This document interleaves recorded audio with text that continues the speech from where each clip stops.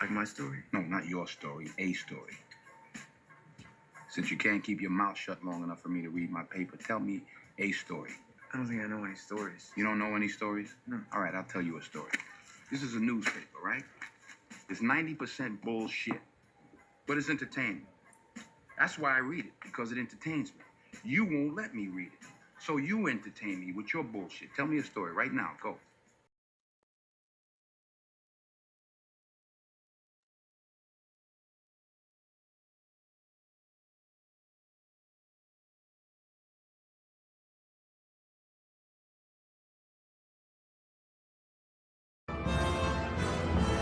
Thank you for tuning in here. Another edition here around Blue Sports TV. I'm always your host, Edwin. Where the wall fights start. Round one. Let's go. We got a lot to talk about. What's up, brother? How you doing? Puerto Rico in the building. Salute, Bobby.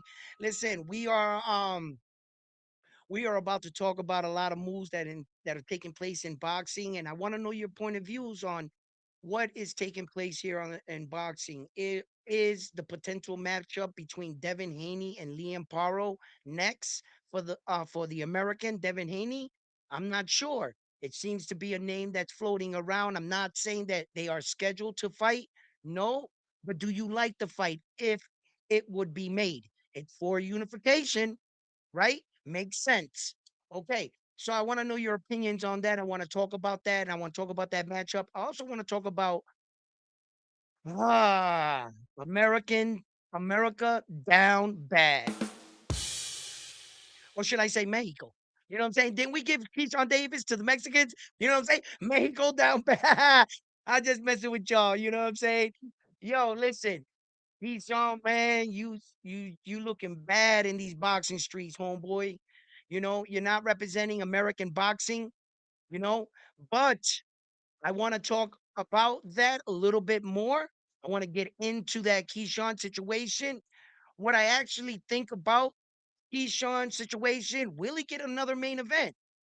Will he headline his next fight, or is he going back down to prelim or home main event or prelim? Down there. Is he going down there? So, uh, does he still have a big enough name? Can his name survive? Keyshawn Davis. I don't know. I don't know. We have other things to talk about. William Cepeda. Yo, shout out to William Cepeda, bro. Yo, you the man, William, right now. Listen, he's got that WBC strap. Shout out to Coach Panda. Coach Panda got himself a champion, and William Cepeda, long time overdue. He knew William Cepeda could be a champion, and the emotions were pouring out of William Cepeda and Panda, coach and student. Beautiful thing. You work hard. You give a lot of hours in these gyms, and it paid off. It finally paid off. So William Cepeda, right? I want to know your opinions on this too. No sooner than he win that WBC world title, right? He was champion for all of 15 minutes when they're announcing his next fight with Herrera, right? And I would like to talk to Herrera. You know what I'm saying? I would like to talk to him. To ask him about this. There's other ways we can view this, gentlemen. I want to know your opinions on that, all that and more. So stick around, hit that like button for me. Let me know how my audio sounds. And like always, let's hop right into this episode.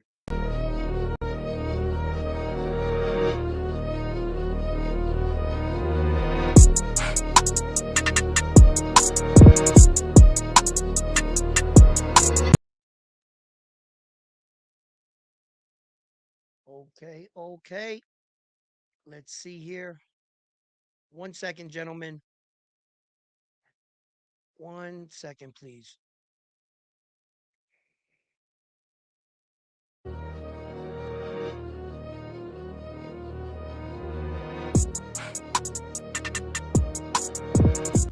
And will he get another main event? Will he headline his next fight, or is he going back down to prelim or home main event or prelim? All right, I think I sound good. Let me know if I sound low, uh, or whatever. But I think I sound good. for the most part. So let's continue on the show. What's up? Salute.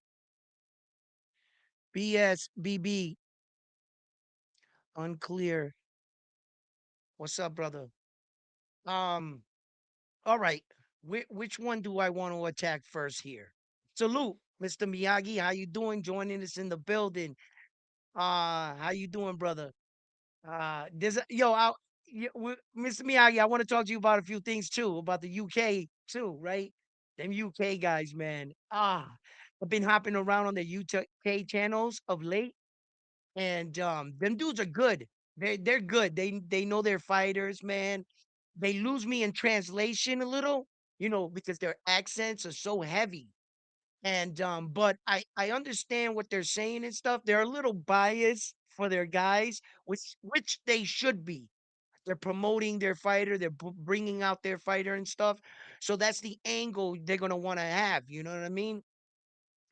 And I like a lot of them dudes and shit, man. But they had a lot to say about the American Keyshawn Davis, man. Boy, they tearing him up. Um, they're saying like, Turk should take the money and put it into the UK fighters, the Japanese fight, the Mexican fighters, because them dudes will fight. And they're saying that we ain't fighting, that we don't fight nobody here in America now, and that the American standard for American boxing is like real low and shit. And from the outside looking in, it kind of does look like that, right? Because of like fighters like Tank, now Keyshawn and shit, and and these fights didn't happen. Tio was doing his dumb shit. You know what I'm saying? He wanted to fight, and that added to the Americans. Because Tio's an American no matter what, right? Put him in New York, Florida, wherever. It's America, right? So it all hit us. And then UK channels is rocking us.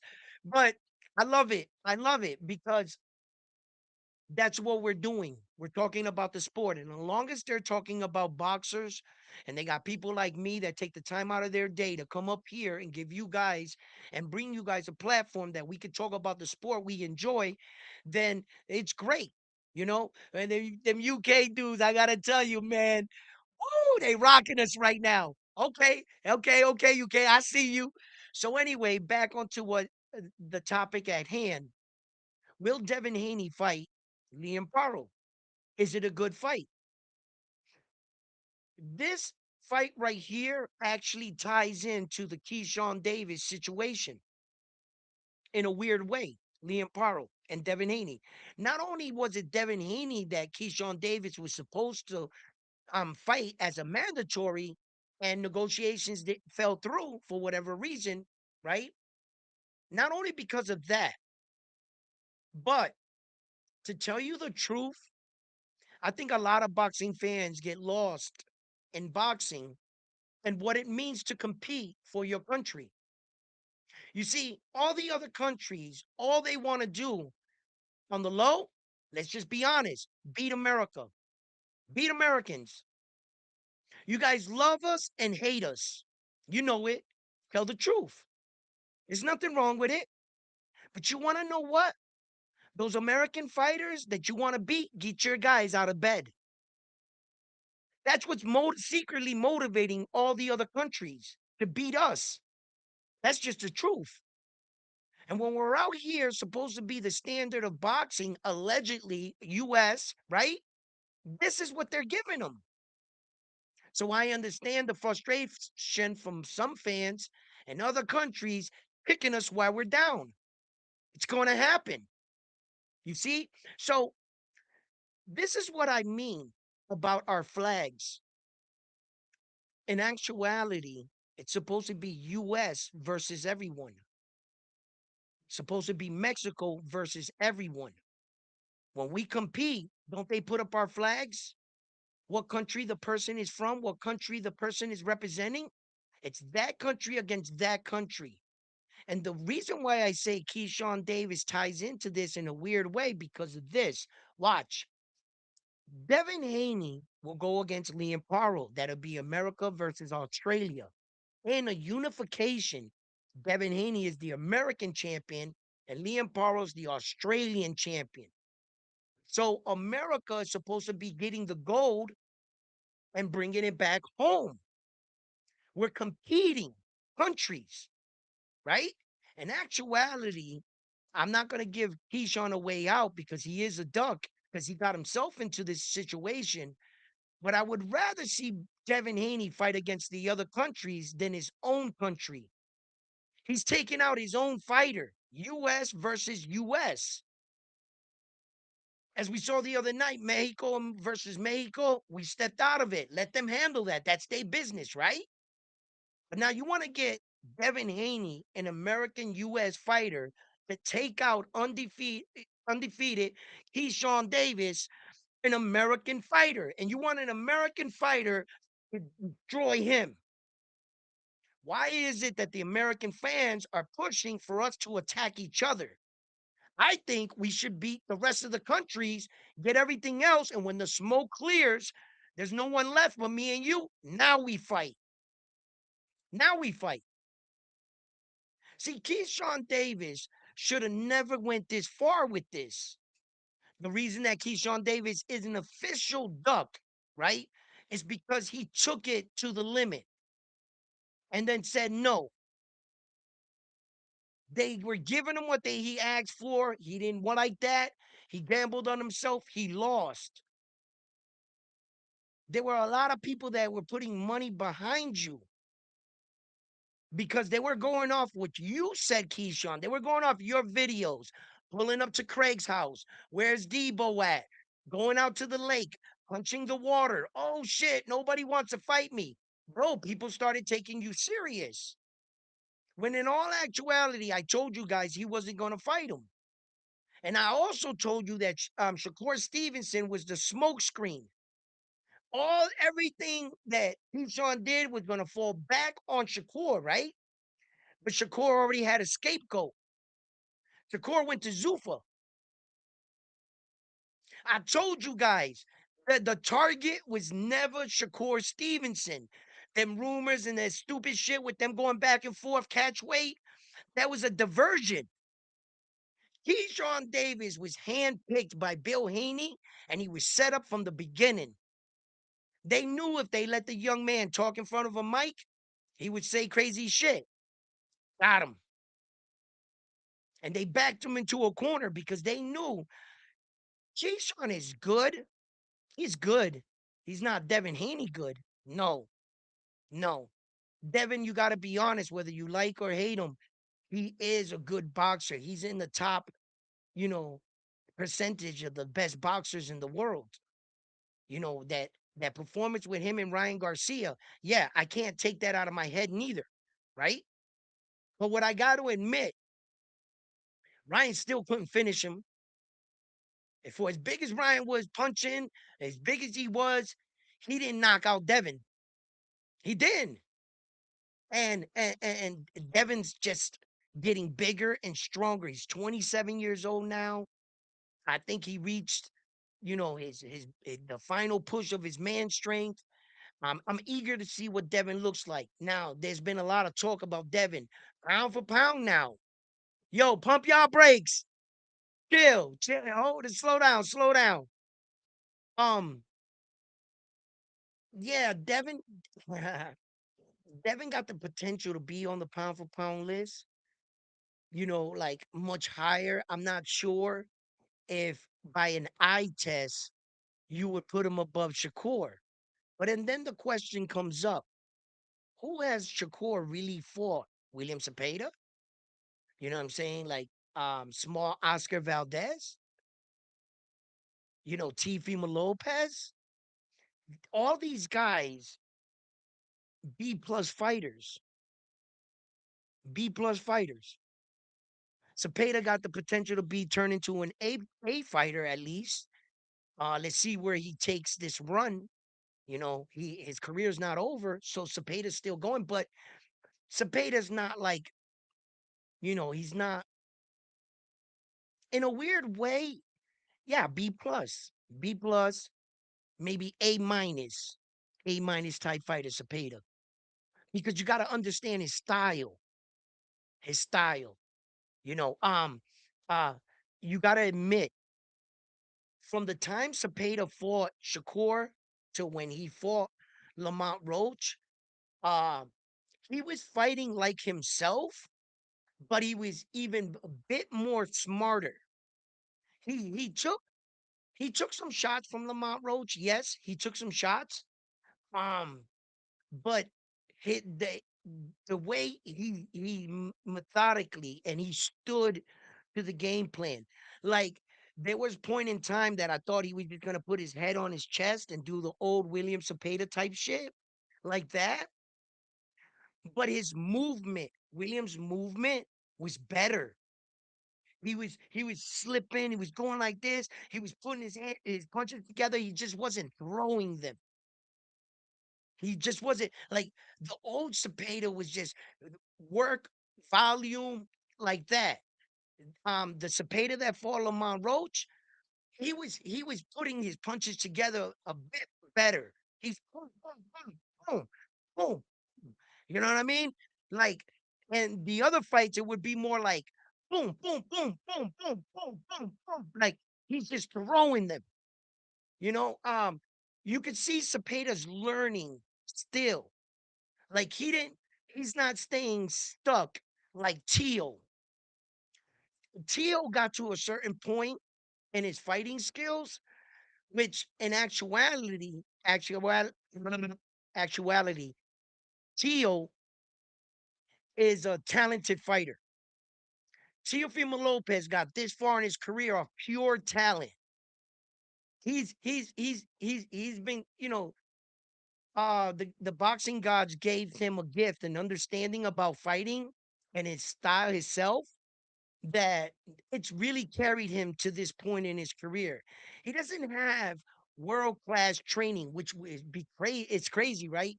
Because Teofimo Lopez got this far with that. It was like he learned how to fight. He was taught the art, and he said, "I learned enough." And Teo stood right there, fight by fight by fight by fight. It was the same fucking Teofimo Lopez. He wasn't developing. And it's still, that's what hurt him in the Shakur fight. It was too easy to come up with a game plan to beat Teal. At certain boxing situations, he didn't move his feet well. He sat down in the wrong times. If you can get him to go back, you go backwards and make Teal go forward, he's gonna have an awkward step. He's gonna be out of position. And Shakur took full advantage of that. There are certain boxing situations that if you're athletic, and that's what we speak of athleticism, said the ability to move, to do the dance, to get the guy to get out of position with your footwork. Shakur Stevenson can do that. And he put Teo in a lot of boxing situations. Yeah, but Teo's all talent. You know, um, I think Keyshawn Davis, I don't think he gets another main event. I don't think that Keyshawn gets in a main event. Um, he might go down to a co-main event because of his name. He can still hold it. Where does Keyshawn go from here? I don't know. But I would like to see the Devin Haney versus Liam Paro because, listen, Devin got to keep going. Devin can't sit around and hope Keyshawn Davis fights him. To tell you the truth, yeah, it's a title defense on a mandatory that goes down on paper. Yes, I get it, right? But the Liam Paro fight is a unification. It's Australia versus America. And I like that. I like that for a lot of reasons. Australia wants a piece of Devin's ass. Listen, pause. No Diddy. Listen, right? Um, that wasn't Devin Haney the one that went out there twice, not once, but twice, and beat down George Camboza in Australia? They want some get back. Let me tell you something.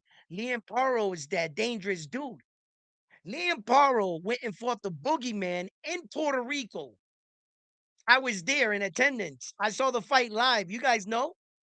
You know what I'm saying?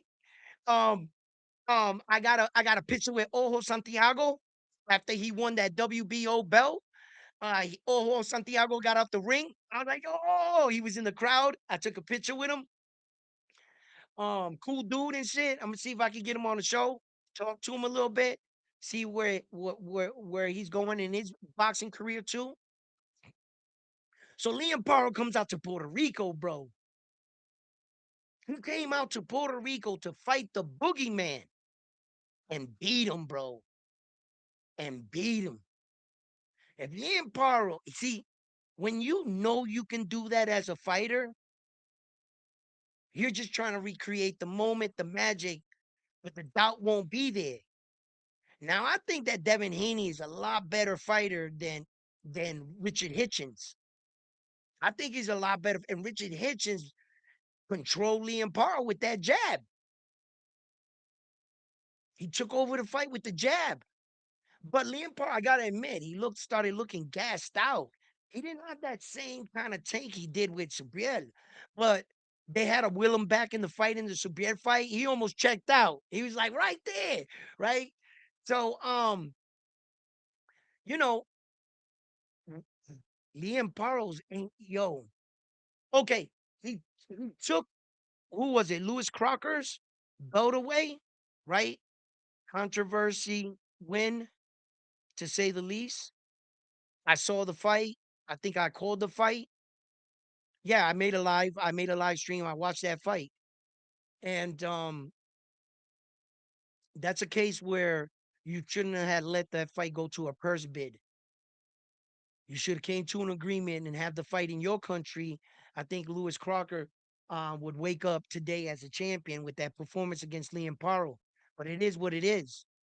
The judges felt Liam Paro won out there in Australia. Wow, what a quickie thing, right? And their Australian fighter happened to win the close fight. Where is it that if the fight is close, right, we give it to the champion? We give him the champion's nod. Lewis Crocker should have got the champion nod in that fight against Liam Paro, right? He should have got it. And he didn't get it. So, but what I'm saying is Liam Paro has the ability to upset Devin if Devin's not careful. Liam Paro's a decent puncher. He is. You know what I'm saying? And he's a pretty good counter puncher. Liam Paro can do a bit of it all. A bit of it all. He can do it all. Not on the highest level, the when and the where, pulling the trigger, and having the stamina to continue to pull the trigger and push your fighter back type shit. Liam, sometimes he has a tendency of fighting, trying to like stay in this rhythm. If you could disrupt that, like Richard Hitchens did, he gets a little bit wild. He forgets what he's doing. He's like trying to will himself, but he's not executing Liam Paro. So, but he has this incredible desire to compete, Liam Paro, against the top guys. He wants to prove himself against the top guys. He signed up for that Subriel Matias fight. He wasn't scared. He was in Puerto Rico. Yo, and shout out to the Puerto Ricans out there in Puerto Rico, bro. They showed Liam Paro red light carpet treatment for the island. Shout out to my country that shows a lot of respect. You don't have to fear going out there and fighting and then the fans are going to do something to you and you got to fight your way out. Long as you keep it kosher. Liam Paro didn't say anything about Puerto Rico. He wasn't throwing no flags on the ground. None of that Bernard shit, right? So at the press conferences out there in Puerto Rico, I covered them, talked to Liam Paro myself. As a matter of fact, I was the first person out of all the reporters to talk to Liam Paro. It was me, round one. Remember that? And then I hung out with Subriel Matias and shit. I got to hold the belt and shit. It was a great time out there in Puerto Rico. Um, and I talked to Liam Paro. I pulled him over to the side. Me and we're talking, and I was like, Liam Paro knows this for a fact. Round one sports talk, I talk no shit. Liam Paro and your coach. And Liam Paro's girlfriend was there, right? I looked him right in the face. I said, you go in there and you try to win, young man. Do your best. You can win this fight. I told him to his face. He knows it. Me and Paro knows it. You know, he remembers me. He remembers me. I remember him. And I looked him in the face and I said, listen, I know you're competing against my guy, my Puerto Rican, but I wish you the best of luck. Go in there, do your best. You can win this fight. I shook his hand. I was like, and I walked away. You know, respect, competition, and he went in there and he won the fight, right? And shout out to Subriel Matias. He's gonna be having an announcement about his next fight. I'm eager to see what weight division he fights in, Subriel Matias, and where he goes. If dudes ain't careful with that guy, Subriel Matias, bro, listen, let me tell you, he's still a shark in them waters. He's a black shark. You know what I'm saying? Yo, Subriel, he's dangerous. To the guys that beat him, congratulations. Not everybody can do that. I believe that when I saw Subriel Matias fight Dalton Smith, I saw Subriel Matias a fighter fighting a lot of people in that ring that night. He wasn't just fighting Dalton Smith. He was fighting Ed Hearn. He was looking at Ed Hearn. Subriel, bad blood had boiled over. How Ed Hearn did him after the loss to Liam Paro, and kind of turned his back. No, he did turn his back on Subriel. And Subriel was trying to keep it cool, like, no, la puerta está abierta con Ed Hearn, like the door is open as business. And Ed Hearn just, yo, no picking up the phone call no more, I guess. So when Subriel fought Dalton Smith, I felt like there's a process in every Subriel Matias fight. He goes out there, he lets you punch, he blocks, he hits, and he systematically starts to break you down.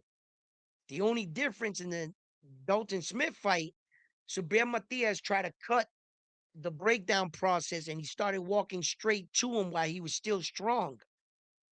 Subriel made an error. He didn't begin the process of breaking him down, having him hurt Buzz real bad. Although he did have Dalton Smith hurt, Dalton Smith's corner was telling him, yo, they were threatening to stop the fight and shit. They were like, yo, you do something like fucking. And the referee, like, yo, the fight was that intense that early. Subriel did not do the part where he like stands in front of the guy, he lets him hit him, boom, boom, boom, boom, boom, and then just keeps looking at him, eyeing him, breaking his shoulders down, smacking him off the side of the head, getting him rattled, then stepping on the gas.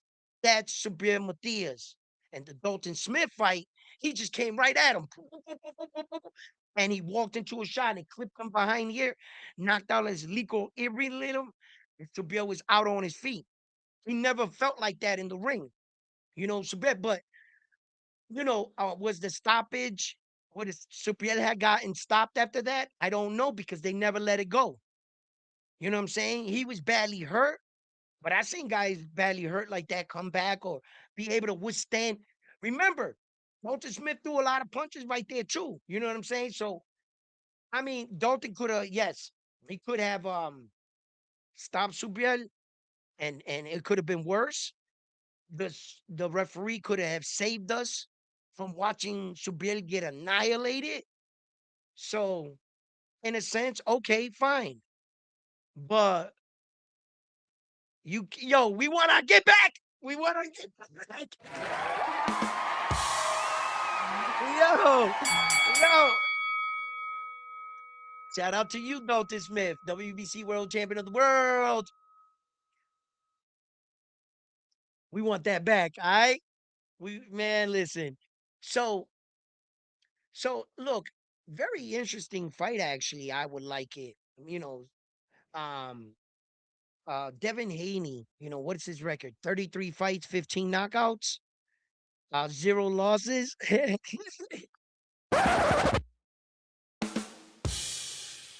0 losses. 0 losses. Yeah, blah, blah. Anyway, listen. Uh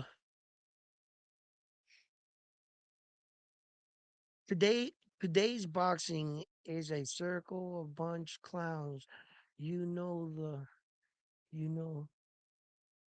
Well, I think that Edwin. Well, look, um, American boxing, to be honest with you guys, is and somewhat you can twist this all around and say, it's bad because of what some of these American guys have been doing, but not all of them are like this. You can't say all the American boxers are like this. No, okay, because Devin Haney is fighting whoever they put in front of him. He's like in the middle of all their bullshit.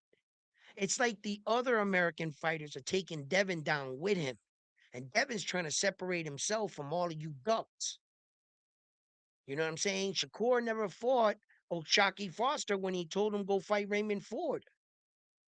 And then all of a sudden, Shakur never, and then he goes to Zuffa and Shakur, they want him to fight what, El Rayo? And he types on X, didn't he, Shakur? I'm not fighting El Rayo. So what the fuck? Like,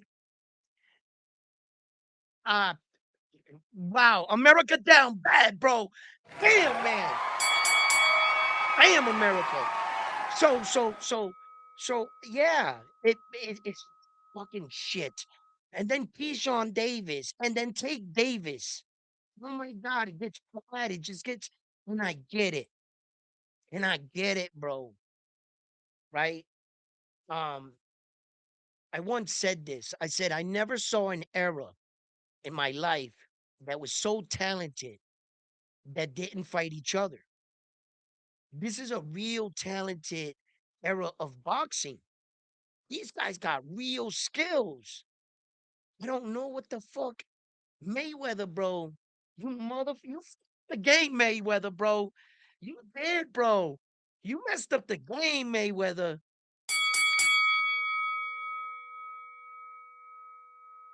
Man, he told these kids, stay undefeated. You don't have to fight for titles. Blah, blah, blah, blah, blah, Mayweather.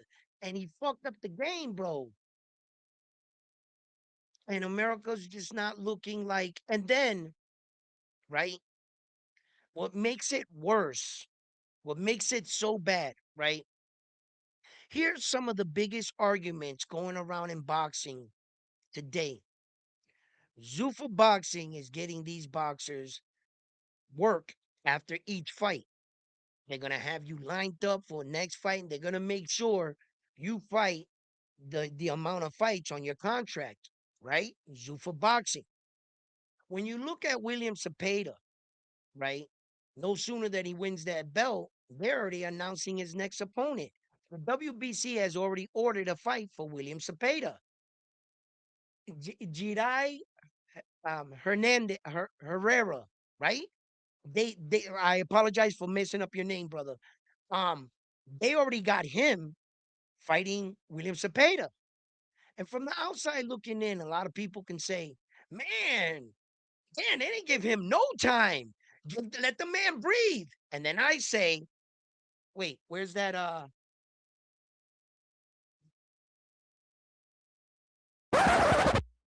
And I say, no. When we say, yo, some of these fighters win, they don't know when their next fight is. They don't know when they're gonna get their next payday or anything. And then um they already gave him a payday. They kept William Cepeda busy, like Zuffa, the WBC. Don't worry, champ. We got you.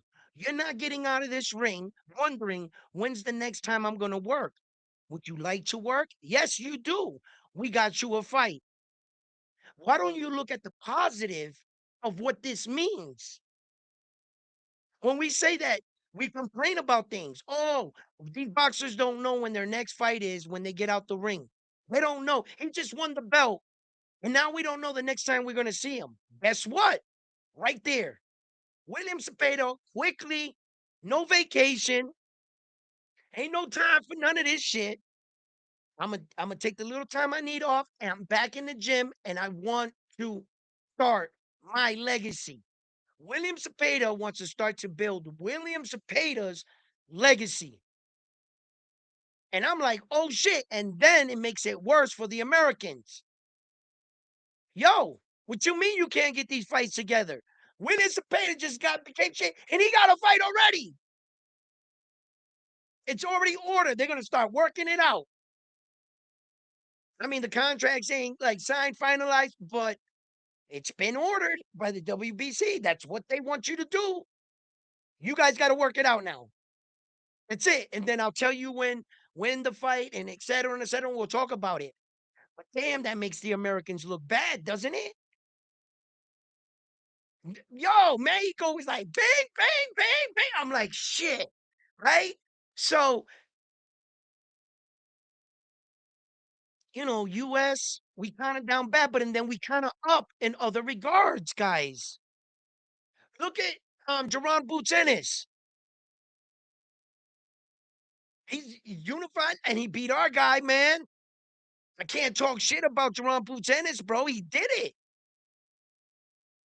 So the American, you know what I'm saying? And like the Americans that are doing it, that are fighting the top guys, these clown dudes, they fucking us up. They messing it up. When Keyshawn doing shit like this, it makes us look real bad. And then who the fuck is Tank fighting? Frenzy fighting. That makes it look bad. He's not representing the US flag like the old American fighters. See the difference back then and the difference now is that the fighters back then didn't feel like they had any options. If a fighter was called to to fight a fight, typically he fought whoever they put in front of him back then. See, the fighter was always good to be working, to be getting that spotlight. Every time you get in that ring, it gives you you're one more closer if you can win to the top. So when these fighters were called back then, they were just taking fights. The difference now, these fighters think they got options. In the new era of boxing, these guys are bougie. Well, I'm gonna say the American guys a lot of time. And sometimes it spills over to your country. So don't fucking lie. Okay, because you listen, listen, all the Mexicans, they take the fights, bro. The UK dudes, they take the fights. The Japanese dudes, they take the fights. The Chinese, the Russians, they all take the fight. It seems like on that side of the world, everywhere else, they're like in the old way. They feel like, nah, if you call me, who is it? Like fucking Josh Padley got a phone call to fight Shakur Stevenson on 10 days, 11 days notice. Did he say no? And he was undefeated, bro. He didn't give a fuck about that O. He didn't care two shit, man. But what you say? Shakur who? What? And yo, and that dude went in there and he was outclassed, outgunned. He was, Shakur was on another level. But that fight changed out Padley's life. The balls that man showed. He didn't even blink. Shakur's, I'll fight him right now. Shout out to John Padley. A real dog. Yo, listen, that takes balls to do. Everybody know who Shakur Stevenson is in boxing. You can say what you want about the man, just beat him. All right, get in the ring and beat him. You know what I'm saying? And like, these UK guys and it's everybody. It's everybody but us, America. Uh I guess we feel entitled. I don't know what it is. I don't know where we went from the Sugar Ray Leonards, Marvelous Hagglers, Mayweather to Tank Davis, Shakur Stevenson, fucking Keyshawn Davis, Tia Femalo. Where did we go wrong? What happened to the squabbles? What happened to the time when it used to be like, yo, you got to cross the bridge? Now in today's era, they're like, you got to leave America to make money.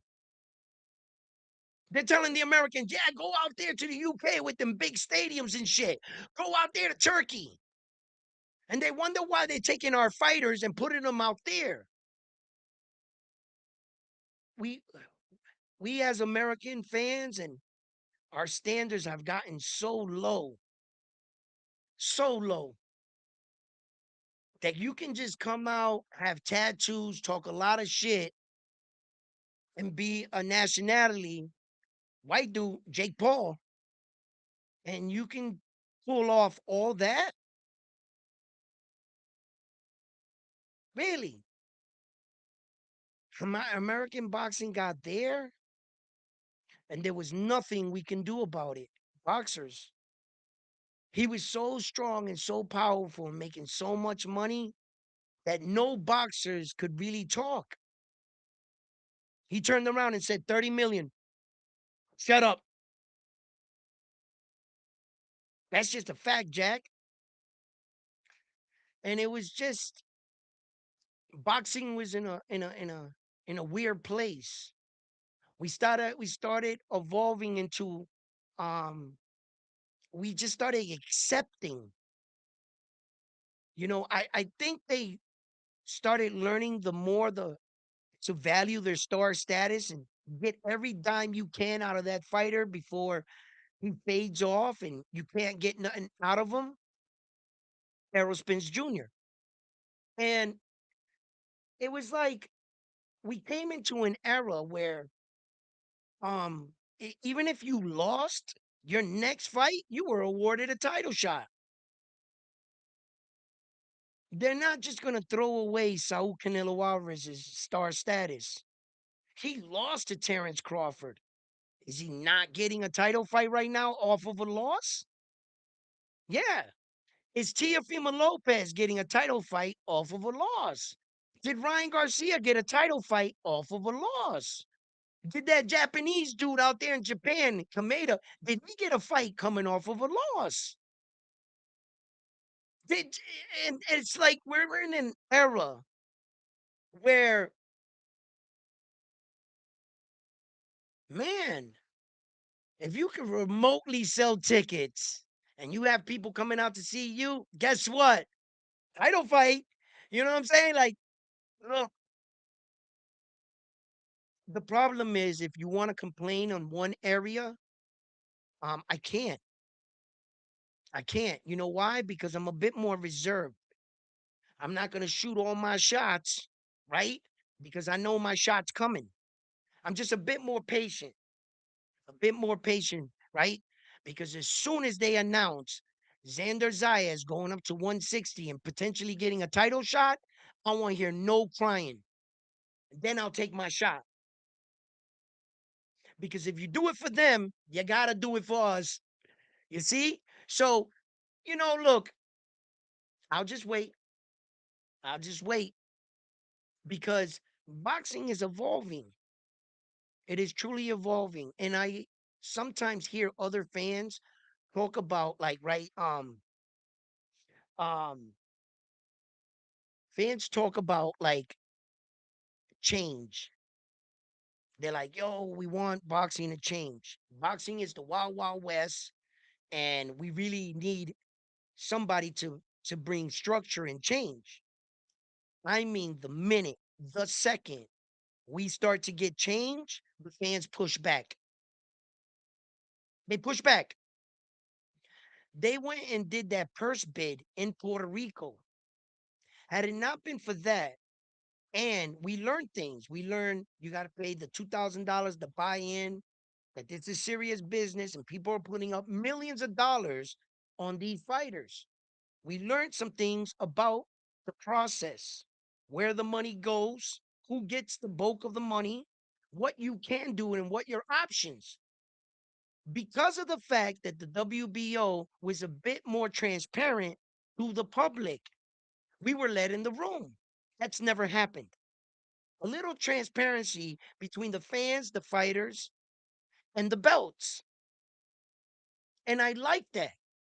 Other people want to stay back in the Stone Age. No, I don't think they should do that. Now, whatever our business is behind closed doors, what are you hiding?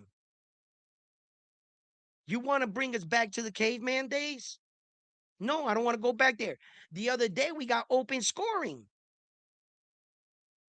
So boxing is starting to give us this little bit of transparency back to the fan. And we, as the people, the boxing fans, we should recognize when we're being heard. When we're being heard. And understand that when change starts to, we need to adapt. You know those old guys back in my days. You know that guy. He never evolves with the sport.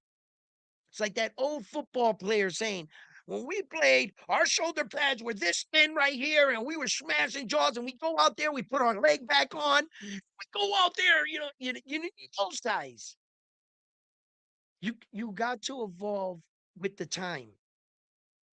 Yeah, my day, boxing days, my guys, I think we were better. So what? We're here now. This is what we got. What are we going to keep doing? Being this miserable fan? Man, these guys ain't fighting nobody. These guys ain't blah, blah, blah, blah, blah, blah, blah, blah, blah. You're never going to enjoy a fight. You're never actually going to see a fight. What you're doing is watching the fight with a criticism eye. Look what he's not doing. He should be doing this. He should be. You'll never enjoy it. You won't see where he went wrong, right? What he should have been doing. You know what I'm saying? Shit like that. It's like, enjoy the fight. Me, myself, before I came back to boxing, I had fell away from boxing for a while. Had a big dip. Like after my era started, like them older guys started like going out, I couldn't see this next wave. They just looked slower to me. They looked out of position. They just, I was so spoiled with the Mayweathers and the Sweet Pea Pernell Whitakers and the Oscar De La Hoyas and the Felix Trinidads and like my era was just there was just too many fighters. Too many, and they were all fighting each other. Even in the lower with Barrera, the Barreras of the world. Oh my God, those fights were crazy. One of the like one of the toughest fights that I enjoyed to watch. And this is what I mean about enjoying a fight. You know what I'm saying? Like, ah, shit, I forgot the Mexican dude's name. It just left me. I had it in my head. Oh man, this was a pretty decent fight. Um, what the fuck was his name? Anyway, that'll get back to me. Anyway, but just like me, like being spoiled, and then it's not that I lowered my standards to be able to watch these guys. It's just that you see where we went wrong sometimes. And then every now and then you see these rays of sunshine, these real remarkable talents. Abdullah Mason. You see like Amir Moulton. You see like the Vargas kid, Emilio Vargas. You see like you see and you're like, oh shit, there it is. There's that fighting style right there. There it is. And you see the potential, what they could be. Then throughout all that, it's just not boxing. These boxers don't make it by themselves. If they don't keep focus, that lamplight will take you out. Like fighters like Adrian Broner. Like Adrian Broner should have had a way better career. I think he would have lost less too. He was already entering a phase in his life where he had no control.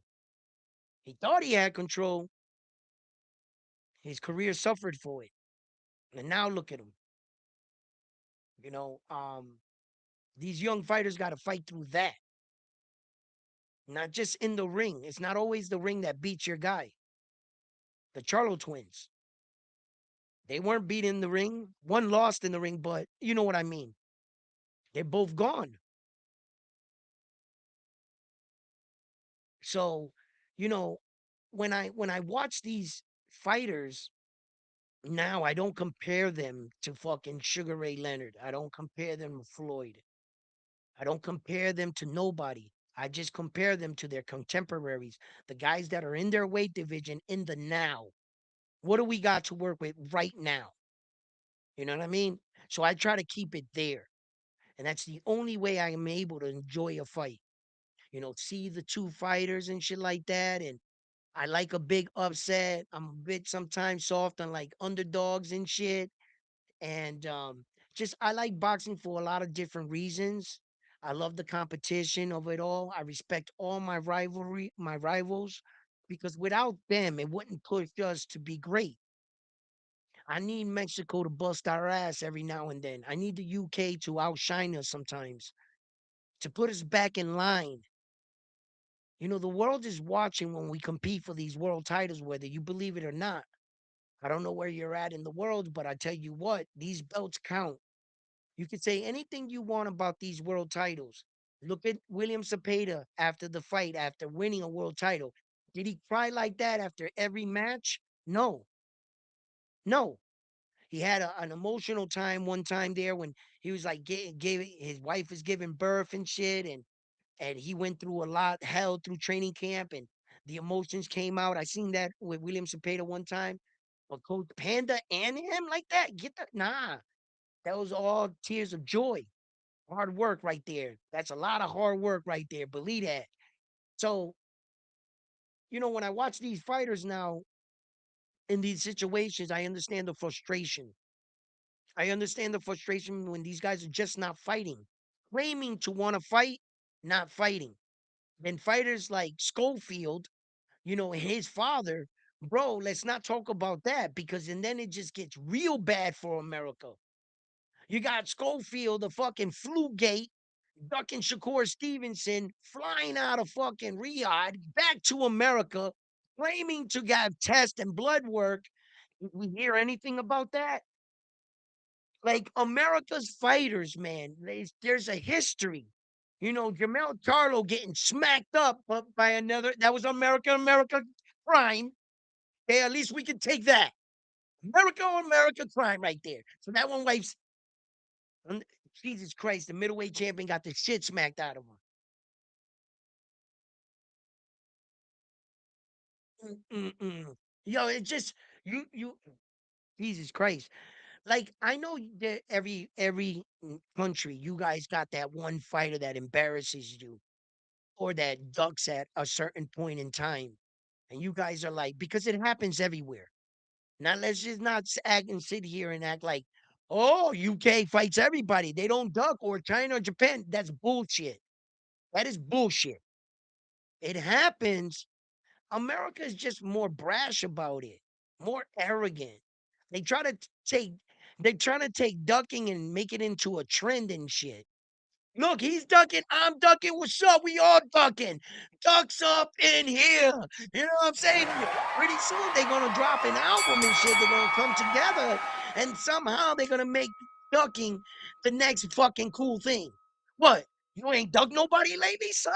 What? You ain't ducking what? You know what I'm saying? Like, and because they tough ducks. Remarkably, all these ducks is tough as shit. You know what I'm saying? It's it looks bad sometimes for us as Americans and shit. Uh, but you do got these guys that are in between all these fucking shows, I would say. Devin is actually fighting everybody. He really is. Jerron Boots Ennis wants to fight everybody. He tried to fight Virgil, you know. Um, and look, I'm tired of the American fan. I'm tired of these American fans already, where all they do is they try to talk their guy against an American guy. You see what happens with American fans? See how brainwashed we are, how the machine got us. We don't even see it. We don't. As soon as Keyshawn ducks Devin, who did the American guys want him to fight? They're not saying Liam Paro. They're saying Jerron Boots Ennis. Another American. America attack America. America attack Keyshawn Davis, American fighter. Then Devin go attack that American fighter. They don't. Americans don't even see what they're doing. They're systematically programmed to destroy themselves. Not let them champions compete against everybody else, become big champions. How you think we got the 4-belt eras popping off like that? We were competing against everybody. But you guys, all you want is black on black crime. It's crazy. No sooner he gets out of that with that American fighter, oh, put him against the other guy. Just let's get all our undefeated guys to fight each other. When they yell out Tank Davis, who do they want him to fight? Another American fighter. When they yell out Shakur Stevenson, who do they want him to fight? Another American fighter. They're not saying, hey, fight this guy from Ukraine. Fight Josh Kelly. Fight. They're not saying that. They're not okay with Jerron Boots Ennis fighting Josh Kelly or Sebastian Fundora. You know who they want him to fight? Devin Haney. They got the Americans so far and taught to attack each other. They don't got to do anything else. We'll self-destroy ourselves. Why? Because the 49ers play the Dallas Cowboys. That's why. Those are two footballs played nowhere else in the world. Only one place, America.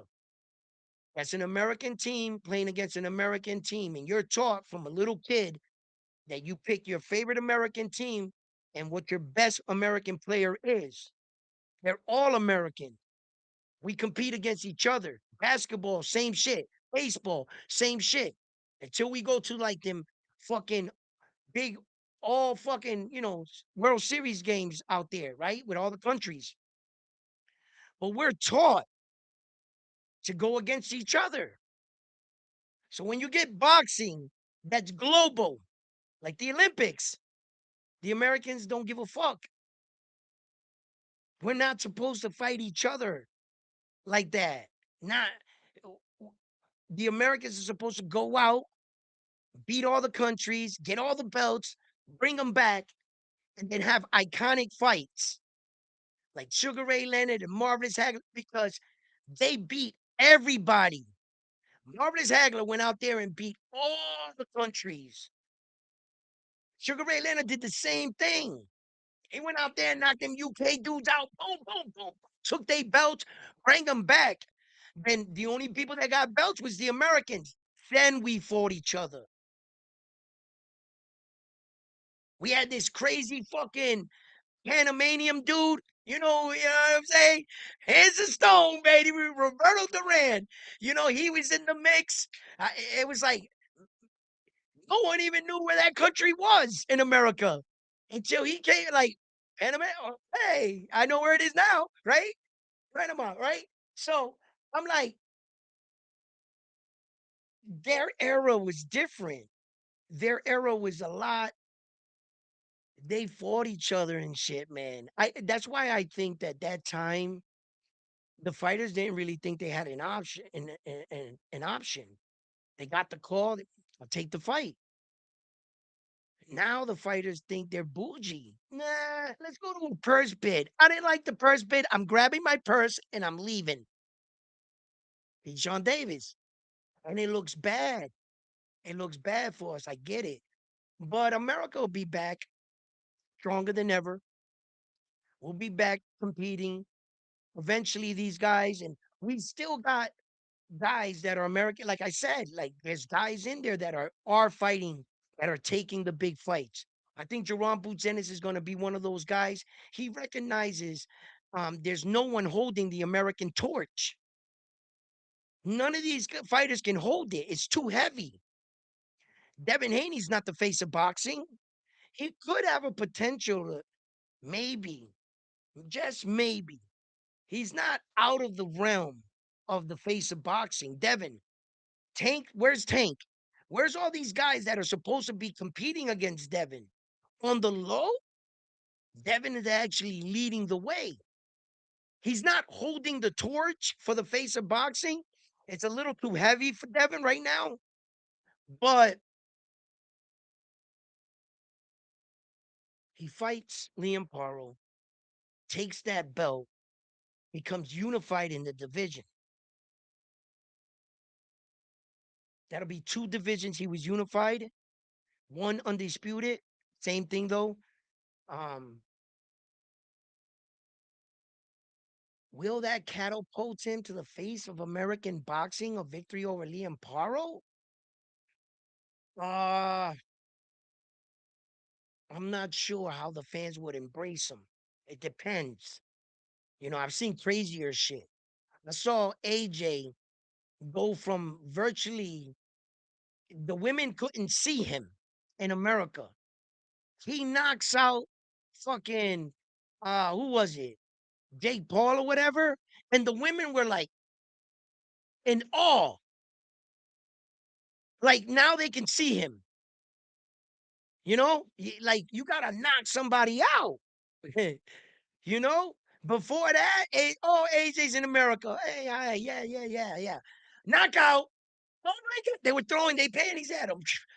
Bro, it was like they were like, oh, and it wasn't just like one woman. It was like, bro, AJ got out that ring. He literally could have been like, you, and you. Come on.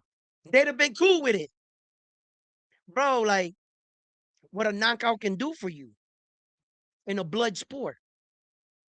So it's like, look, man, these fighters can be down bad right now. Tank get the fuck up, knock out somebody for real, and he's back in the good graces. It happens just like that in boxing. Yes, it does. So, look, Keyshawn might be down bad right now. I don't know what the fuck Shakur's doing in Zuffa. Um, Devin Haney seems to be looking for another fight. Liam Paro might be a name. It's a name being thrown around. No official fight yet. You know, that's not sketched in stone. No. Possibility? Do you like it? When you got Teofimo Lopez and Rolly, they fighting. So, you know, the champions for the most part are tied up in the division. You know, so hmm, hmm. What other fight could Devin or fighter that you would like to see Devin Haney fight? If it is not Liam Paro, realistically, um, it's not like you want Devin Haney to sit on the shelf any longer than what he's already been sitting on the shelf. I think Devin Haney needs to get back in the ring, right? Do we agree to that? Can we agree to that? I don't I don't want like they say, oh well, Devin should wait to see the winner out of like he's not gonna move up and wait to fight him anyway. Wait a minute. Wait a minute. He won't do that. He's not gonna do that. No. Uh who would I like to see Devin fight? I mean, the obvious answer is always Ryan Garcia, right? That's the obvious answer. That's the fight we want, actually. But and because see Ryan in the Devin fight would be a unification. It would be a big fight. Um, we know that Ryan's tied up with fucking Connor Ben. So that's the only reason the timeline. So I'm not gonna sit here and play Fantasy Island on a timeline that doesn't exist. You need Devin back in the ring now. You know, Ryan's right now preparing for Connor Ben. And Rondo Rowley here. He's gonna fight Teofimo Lopez. And Liam Paro, is a good fight for Devin if it's not Liam Paro. Let's just say, okay, Liam Paro doesn't take the fight for whatever reason, or yeah, shots fired to UK. You heard me say that. I'm gonna sneak in a fucking uppercut on the inside right there. Yeah, I said that. Liam Paro doesn't take the fight. You know what I'm saying? You know what I mean? So, who do you want Devin to fight? Right? Uh, he can't fight Brian Norman Jr. now, not like that, right? I don't want to see that rematch just yet. Maybe a little bit down the line for Brian. Yes, I want to see that back. Absolutely. I want Brian Norman Jr. to run that fade back with Devin. I just want Brian to be a bit more, let him train with the coach a bit more. Shields, let him Ronnie Shields, let him develop Brian Norman Jr. a couple more fights, and we'll be back to see you, Devin. We'll be back to see you, Devin. Don't worry, you're gonna get that Brian Norman Jr. work. Don't worry, Devin. Um, but who else? Richard Hitchens is in fucking Zuffa. I want to see Devin bust his ass, bro. I want to see somebody buzz Zoo. I want to see Richard Hitchens in a fight, not fighting some short ass dude. I want to see him in a competitive fight. That's the only thing I haven't seen. If what happens on the first wave of attack against another guy just as crafty and skilled and athletic as him, probably knock him out, bro. He be fighting scared as shit, bro. Ducking Oscar Duarte like that. It's a damn shame, man. Raul Coriel Raul Coriel, I like Raul. I mean, Devin versus Raul. I mean, he can't fight Connor Ben. For though I would like to see Devin Haney beat the shit out of Connor Ben. Yeah, I said it, UK. Your boy's not that good, Connor Ben. You know what I mean? He ain't all that good. He's exciting. He's explosive. He looks like he punches decent, not like real one punch knockout power against the elite guys anyway that their chins have been battle tested. The ones that held up to the top. I'm not sure if he got that kind of power on those guys. Connor Ben. And I don't think he got the Connor Ben's a lot of his um he has bad habits, real bad habits. Um Coming forward, not he doesn't understand positioning, Connor Ben at all. He has no awareness of distance management on where the human body and how the human bodies flow, not only yours, but your opponent. He doesn't read patterns. He's just a volume guy, good work rate, pretty decent gas tank. And he fights real intense from the minute he starts. He's just trying to come forward. He doesn't have, he throws combinations, but he throws combinations just like because he was trained to throw them. You see what I'm saying? He's not the type of fighter that took everything they trained him to do and he made his own fighter. Conor Ben's not like that. Conor Ben is a product of what you teach in the gym. He goes out there and does what you teach him. The great fighters, the elite fighters, everything you teach them in the gym, they go inside the ring and they put it all together. They're not fighting the way you trained them. They're using what you trained them to do and they're implementing in their own style. Great fighter. That's not Conor Ben. I don't think he'll ever be that. He's this far in his career. He's never transitioned from like that amateurish state of boxing mindset.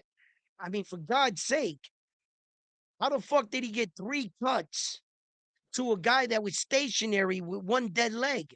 Read this progress.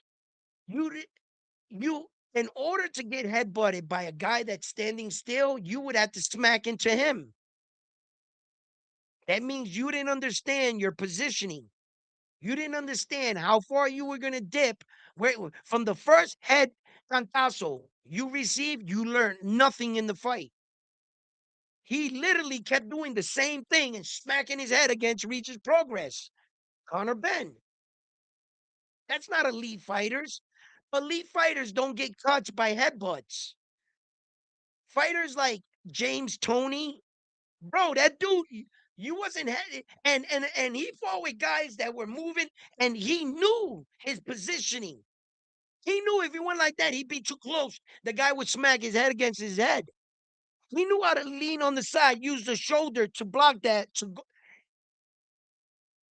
Hunter Ben, bro, you smacked your face over and over and over and over against Regis Progress that literally was standing there like this. What the fuck was Regis? Was he coming in on you? No, Connor was overextending and going forward and smacking his own face against him. When you do shit like that, you see, and that's what happens when you fight um C-level opponents but get A-level treatment. I'll say that again. That's what happens when you fight C-level opponents but get A-level treatment. When he was with Ed Hearn once upon a time, Ed Hearn boosted that man up. Ed Hearn made Conor Ben's career what it is.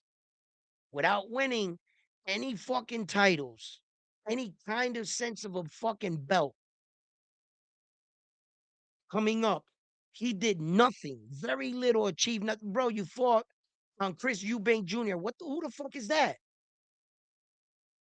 You guys fought, your dad's legacies got you two guys a fight. You guys got fights off your dad's names, not what you did in the ring. We don't know you for the champions either you are. Not like your fathers. Both your fathers, great warriors, great champion. Bro, they did their thing. What? Your sons got a fight off of your names. That's the height of Conor Ben's career. He's supposed, but great packaging. You ever see something that's trash but got great packaging, great promotion, right? That, there's certain things in life that are packaged up well. And I don't want to get off the topic of boxing, but everyday shit. You look at shit and it seems like we know the worst. Like, okay, for instance, Egypt, the pyramids, the writing on the wall, the sand scriptures, that Sphinx, all of that.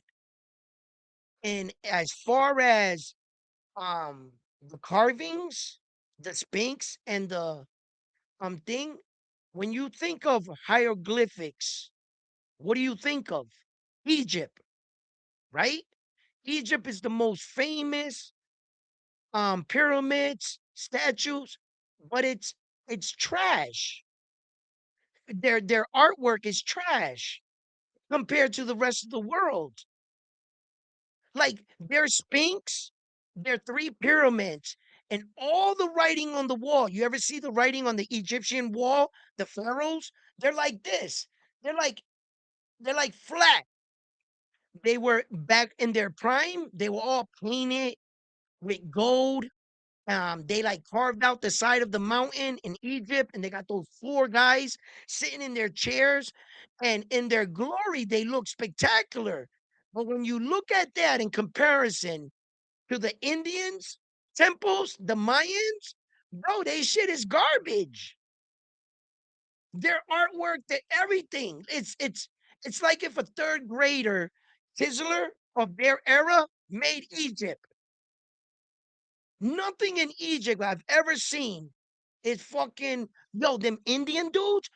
Bro, I'll take one section of a wall, just one of their temples, and put it, and matter of fact, their stone is that black limestone. It's 10 times worse to chisel than them the Egyptian Mount pyramids, although complicated, how you built them, huge blocks, right?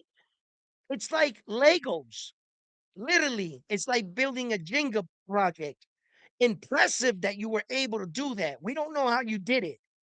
When you go look at a Mayan pyramid, Motherfucker, that shit got steps on four sides. It's got them freaking them cylinders like that with the heads of the people, the Jaguar. Fucking, oh, that shit is no them Indian fucking hieroglyphics. They're retarded. You could take a flashlight, put it inside that, it'll beam through it. They hollowed out. Fuck yo, all the Egyptian shit is like this, flat. All their car, it's all flat. No three-dimensional fucking like their statues are just sitting there like this. Egyptian statues, they're like this. Like the pharaoh's hands is like this. It just like that. Bro, them Indians, they got girls like this. Fucking bro, they shit is nasty. And it was the same era. But it's like what's promoted? Good packaging. Good packaging. Egypt. Out of all the places in the world that are mind-boggling, you know, you could take all these like they were behind the curve. Yo, their pyramids in Egypt, they put like this X-ray shit through it. We know what they looks like. As one shaft that goes like this, one like this, and this goes down. The Mexican pyramids, bro, they got rooms, stairs. You can go in the thing. You can go downstairs, upstairs. Probably had a fucking elevator, right? Yo, them dudes they was real builders. They don't seem to get credit. It's like Egyptian pyramid, the hologram, the pyramids of Egypt. Like them pyramids are trash compared to what these two. Yo, these dudes was crazy. And it's like good packaging with that. Sometimes you see shit in life, like you're just like, wait a minute. We're being told opposite. Or it's like they want us to stay looking over here for some reason. They don't want you, and it's just like, in a lot of these boxing situations, it's good packaging. That's what it actually is. Good marketing with these guys, the Conor Benns, the Jake Pauls of the world. It's like good packaging, man. And I think that the fighters learned how to market themselves, but they at some point they got greedy. They got greedy. And then the turkeys of the world, right? The turkeys and the Al Haymans of the world, they fucked up the game by throwing a lot of money. Because I've always said this: boxing is a business disguised as a sport, right? Okay, so it's business first, boxer second. It's fucking hot as hell in here. Hold on, you get this fan a little bit closer. Jesus, it's getting hot. So, so it, you know, when Turkey did that move and he threw all that money at the fighters and stuff like that and made all these cards, it wasn't to turn a profit. It was to win you over as a promoter and to get the fans on his side. That's what he was trying to do. And he did it. He completed the mission. Then he branched off and made Zuffa with TKO boxing and all those dudes. A bunch of rich billionaires came together and they're putting their money together. Now it's time to turn a profit. Everything that Turkey did wasn't time to turn the profit. That was the time to win the fans over. Business. Business. So and then like, you know, I guess pretty much the rest is history from there. We got some of these guys, big bags, and I mean big bags. Some of these guys got like these fights weren't worth it. Um Danny Garcia, I'm sorry, you weren't worth $7 million, bro. And Al, shout out to Al Heyman, PBC. Yo, like a lot of these dudes got these big bags, bro. And I don't know how they did it. Some of these UK dudes got some big bags too, man. I've heard. Um, and look, man, shout out to the fighter, but that's what happened. Once you start the fighter starts believing, like, wait a minute, I got options here. The worst nickname, you know how when you're like your nickname comes to bite you? Like you go in the ring and shit, and he's like, um, uh, dangerous, fucking, I don't know, fucking, lefty, lefty fucking danger knockout Hernandez here. And he goes in there and he gets knocked out with a left check hook. And they're like, oh shit, or Hooker. He'll be like his name, Hooker, right? And then they hooked him, you know? It's like when your boxing name backfires on you. That's what happened to Keyshawn Davis. He claims to be a businessman.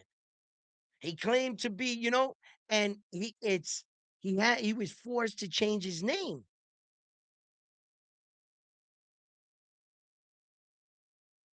You ain't no businessman right now, my man. You down bad right now. But hey, listen, Doug Sauce, the Americans Education, what edition? Oh shit, Mr. Miyagi, you crazy. Um,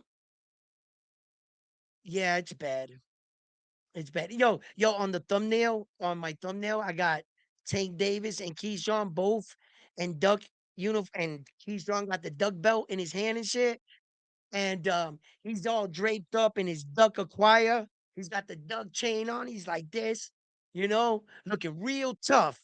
These ducks is real tough. They're gonna try to make it gangster and shit.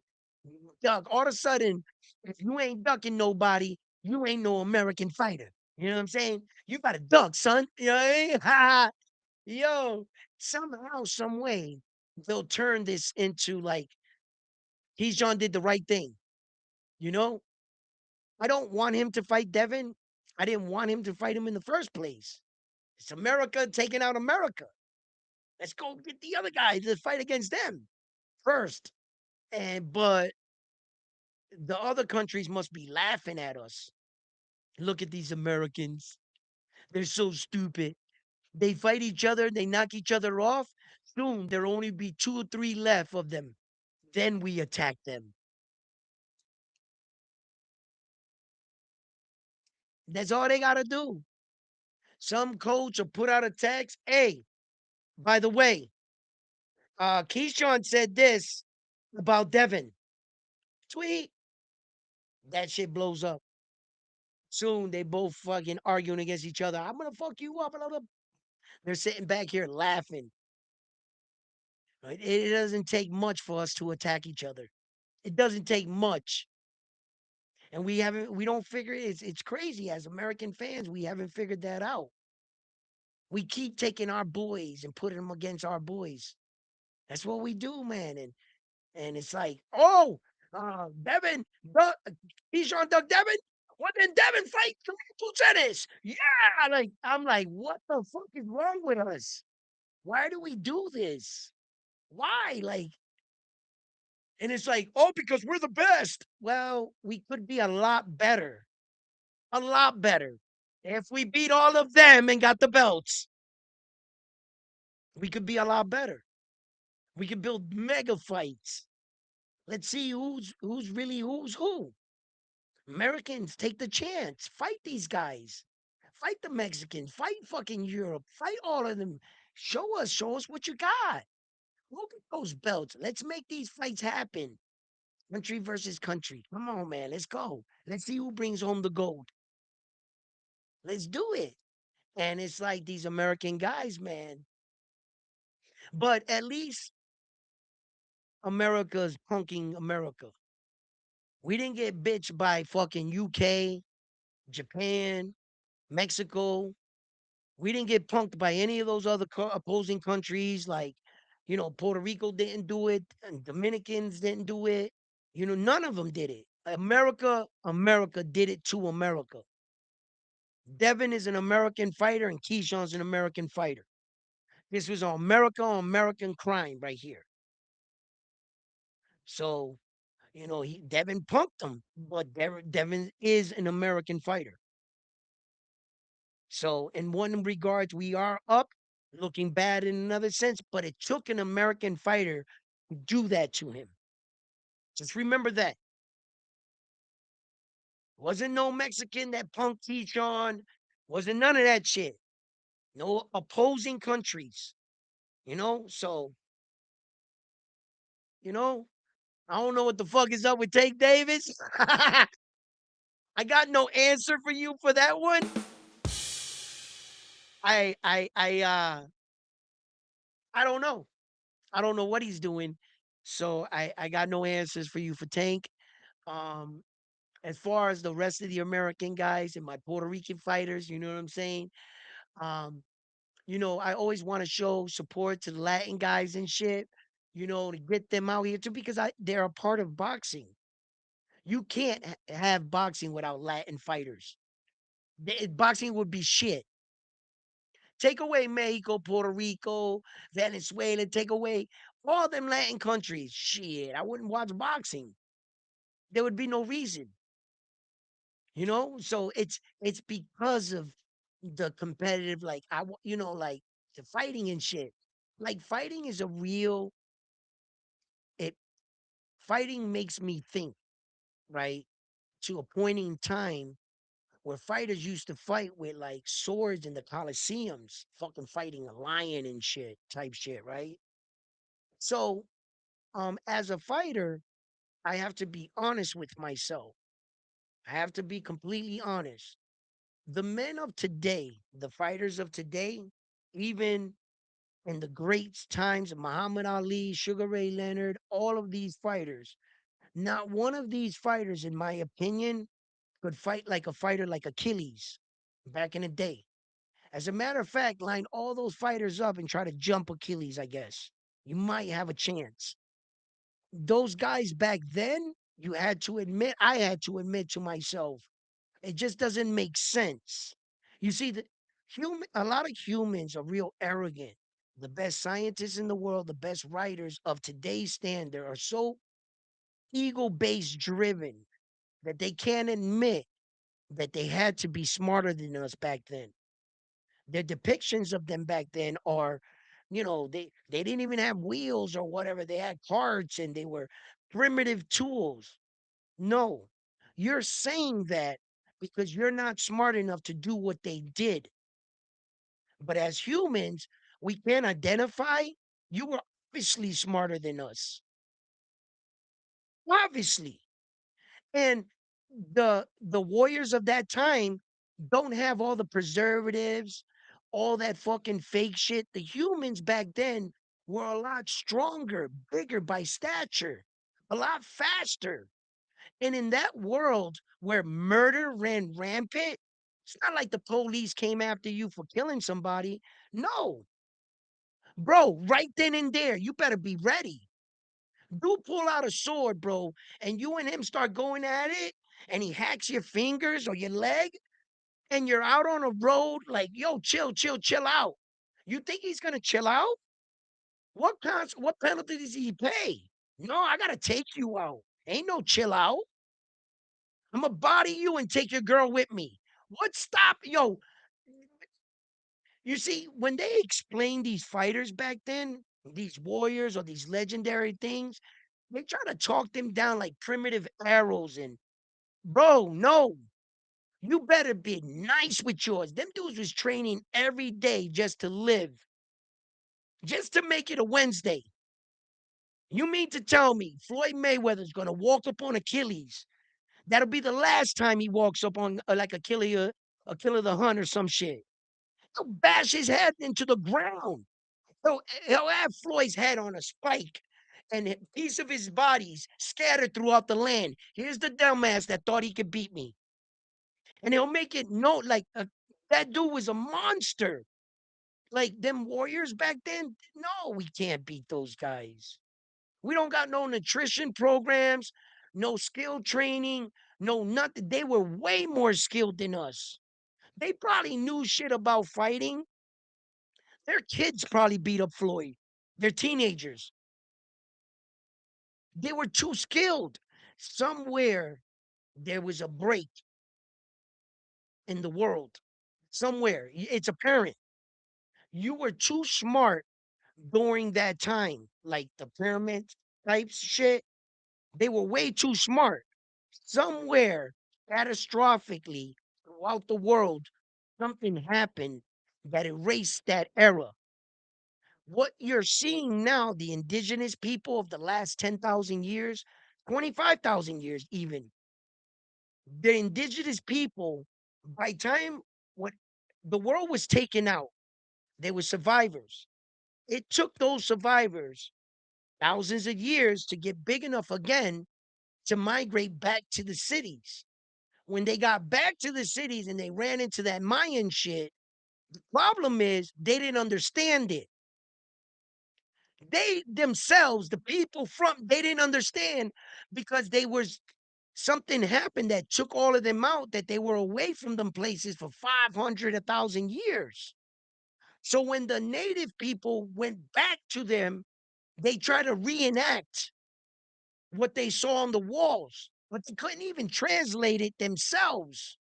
Something weird happened in the world. I'm trying to tell you. Throughout all course of history, you can see what they left. They were way smarter than us, way more advanced, and somehow they became like primitive. It didn't match. They're over here jumping around with all these blah blah blah blah blah like this, and that shit don't match what's behind you. That is real engineer ingenuity right there. That took science, skills, mathematicians. No, no, you're not going from la la la la la la la la la to building that on some rollers with wheels. Stop that concept. That's just a dumb way to think. No, that they didn't use that shit. That shit does not work. There was somewhere, man, something happened. Oh no, the Great Flood, whatever. I'm not a historian. I'm just telling you what I see. What I see, what the world taught me. I'm looking at this shit and I'm saying to myself, no, no, that arrow, no. Somewhere the people that all built that original shit, they got taken out. I think whatever our creators wanted, they gave us too much intelligence first. They saw we were killing ourselves too fast. We were too smart. We started building at a rapid rate and we started thinking we were gods or something. Something said, yo, at that point in the world, we got to stop this shit. The humans are getting crazy. They're building monumental structures. Look at them Indian dudes, the way they was carving that shit. They were so far advanced. They were probably already making space shuttles themselves. Whatever was coming over and helping us, they left us a long time ago. Whatever gave and brought us here, whatever it was, if you want to call it an alien, I don't believe in aliens. I believe in UFOs because it's right there. And if you're right there, that means you got to land somewhere. You're here with us. You're either coming across somewhere or whatever. However concept you want to break it down in your head. But they obviously was the ones they talk about it that they gave us technology, right? But they gone. Then when they left, it seemed like the world got resetted. Then all of a sudden, all our tribes went back to prehistoric, like building huts. And that's what confused everybody. Because if you look at the indigenous people now and you look at their culture, that's all you see. But there's a timeline in between that, it doesn't match. In my that fucking tribe shit does not match that fucking pyramid that's right behind you. It doesn't match. There was something happening. You guys got set backwards, went back to the pyramids because you guys are from that island, right? You know your ancestors built it. You just can't explain how. You can't even read the writing on the wall, which tells you they were wiped out. The smart people got wiped out. And these people started reenacting what they saw. And they're thinking, look, on the walls like this, and this is what we're supposed to do. Oh, and another thing, when you see these hieroglyphics, I don't think that they understand that and back then they understood fashion. It was obvious they were on their fashion shit. The majority of the leaders and all the kings over there, they had mad gold and chains and emblems and purses, watches. They had things on their heads like hats that were like this. And all the fucking scientists and all those people, they say that was a god hat. And that right there was a piece of ingenuity that were given from the aliens to them. No, it wasn't. It was probably some fucking band of fashion. And the latest fashion dude made these hats and they wore them, and that was their Gucci bag. And they take that bag and they say the key to life is in those bags because all these guys were picked with these bags. No, history has a way of repeating itself. Throughout history, all those rich fucks always want the best. They always want to look and be better than you. They're girls, they're women's. They learn how to fucking paint their faces and fashion. Everything they put on those walls, it has to be with fucking some kind of religious shit, these scientists. And I'm looking at that shit, I'm saying to myself, nah, I think they went through an era. Every king had an era. The way they dressed, the way they looked, the sun god, whatever god, they just kept putting it up. That's what it looks like to me. When I look at that shit, I don't look at that shit and go, man, bro, they trying to send us make signals and messages, and that guy got an ego face, and this guy got a fucking he looks like a fucking sphinx, right? And shit. I think those were like what we do today. You know those ballroom masked fucking functions where everybody comes in with a mask on. They got the little stick and they got like the nose thing and shit. I think that's exactly what like Egypt was. These dudes was putting on like and it was like a sign of power, and also to maybe thank their god, to imitate him, and they would put it on. Then they were saying like giants and shit, and this shit gets crazy and deep. But like when I see a lot of this shit, sometimes it fucks with me. I started talking about that Egypt shit. And I guess I got here because that shit don't make sense, man. That man, listen.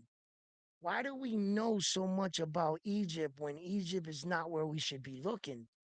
Like these other places were far more remarkable, but their timeline was the same. Somewhere the world got wiped out.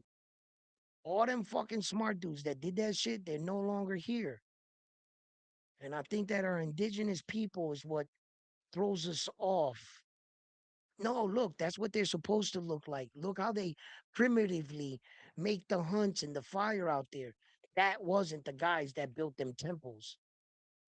That's the part of life that was lost without the technology.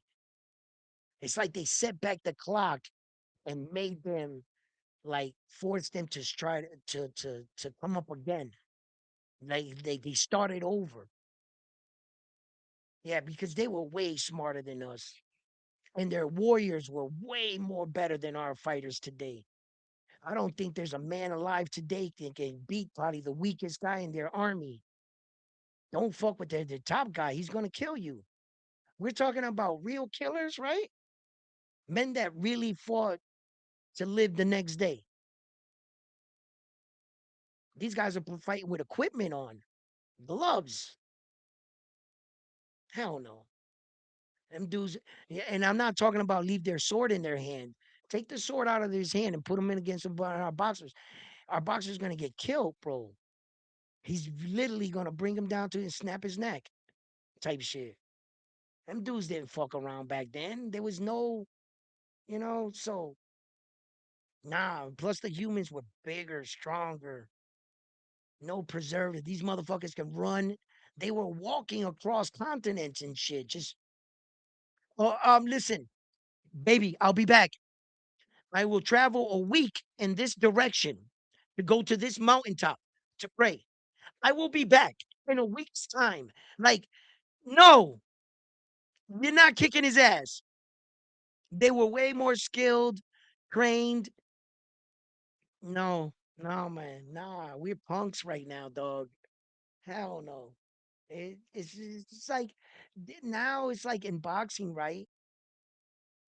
It's not only um like the honor to compete against the next tough guy. I don't think there's no honor in that. I think that these fighters of today are blinded by the dollar amount. They want to fight for the dollar amount, not for the honor to compete, to be called the best fighter in the world. These boxers today are not like that. They don't they're not necessarily like um I think that boxing is going in a bad direction like that. But and then I like look at the landscape of the next wave that's coming up. I like Abdullah Mason and those kind of guys. The Xanders of the world. I like those guys, the Brian Norman Juniors. I like those guys. I like the Raymond Morataya. He's getting up there, but I like his work rate. I like what he represents, what he stands for as a fighter, Raymond Morataya. So like I like a lot of these guys that we still have. We have some guys that not all the guys are ducking smoke. They're not. We're getting a bad look. I get it, but we'll be back. America will be back. I really do hope that Liam Paro and that Devin Haney fight actually occurs. I really do. You know what I'm saying? Because I want to compete against Australia again. And I know Australia wants a piece of Devin. So it's gonna be that could potentially be a good fight. Not Devin's biggest fight, no, no, but we'll get there. We'll get there. Allow Ryan Garcia to pack up Connor Ben, which he is gonna do. I got Ryan Garcia in that fight. I think Ryan Garcia is gonna knock out Connor Ben. Right? Did you see Ryan Garcia training? Right in the pads and the body with the Mexican trunks. He had the all white, and then he had like the Mexican stripes on the side of his trunk. That's what's up, Ryan Garcia. That's what's up. I mean, listen, look, guys, Mexico and Puerto Rico, Dominicans, Ecuadorians, Cubans, Colombians, y'all need to like wake up, countries, Latin countries. Okay. And if you're a Latin fighter, I want you to clip this part of the video and send it to your next Latin fighter or next fan that views this topic like this. As far as it goes with Ryan Garcia, Virgil Ortiz, Bam Bam Rodriguez, Jesse Bam Rodriguez, Mexican American fighters. As far as it goes for them and Mexican fighters, Mexico, I'm talking to you in all Latin countries right now. Check this out. They're Mexican. They're just as Mexican as you are from Mexico. First of all, Mexico, let's remember one thing that a lot of part of America was Mexico, that the US re pushed the line back. Remember that part in history? So a lot of the Mexicans that were here, that were born Mexicans, that were on their land, the marker got pushed back, didn't it? So just because the US pushed back the land where Mexico starts and everything, California, they pushed that all back. Just because they did that, did that make them less Mexican the next day? No. They were still Mexicans, but the Americans at that point made them American Mexicans. Point number one. Point number two, that you should be proud how far your bloodline reached. When Puerto Rican men left the island and went for America to to to travel for whatever reason, that's Puerto Rico sending out their people. And their people are being spread across the world. That should be their pride, that their people ventured out. Mexico's people ventured out. And because they had children here, now their children are shunned. They're the byproduct of Mexicans wanting to expand, to cross land. You should embrace the Mexican American fighter, Mexico, and accept them as one of your own and see that is the product of your people branching out. They shouldn't be rejected. Neither should Puerto Rican guys, Cubans, Ecuadorian, whatever, Latin countries. Just because you weren't born there. But notice, those were your ancestors. Other people that came before you that branched out. And because of them men, there are Puerto Ricans in Florida, New York, shit, Puerto Ricans all over, Massachusetts, everywhere. And now that we ventured out here, what now when we turn around and say, look what we did? You closed the door on them? You're no longer our race because you left. Motherfucker, that was the plan. A bunch of us got together at some point in time and said, you know what? It has to be more to life. Let's go check it out. And because you leave and either get a good life, bad life, whatever life, but now you're out there in the deep end, not scared to venture out and to take your people's name. I'm a proud Mexican. I'm a proud Puerto Rican. I'm a proud Cuban. I'm a proud European. And when you leave and you make a family working hard, now your kids are shunned. Go figure. Go figure. The Mexicans need to recognize those were our children we sent out a long time ago. And the U.S. pushed our line back. And all of a sudden, you were no longer Mexican. That's bullshit. Ryan Garcia wears those trunks and he's representing Mexico. Shout out to you, Ryan. You got my respect. If the Mexican people don't want to take him, man, hey, shame on you guys. He's a Mexican American, bro. We need to embrace our people and acknowledge these were our brothers and sisters that went out in search of a better life and expanding our people, our culture. You should be proud that Mexicans are in America and that they're still thriving. What's wrong with that? Jealousy, envy, hate. That's what's wrong with that. Pointing the finger, judging, comparing. You're not one of us because you weren't born here. Sounds like real hate to me. I would I would embrace my fellow brother if I had an island. If I was responsible for a group of people and they branched out and I hear of my people being in fucking Missouri, Idaho, and I'm like, man, there's Puerto Ricans in Idaho? Wow. I wouldn't say you Idaho Puerto Ricans are sellouts because you weren't born in the island. That's ignorance. That's ignorant people.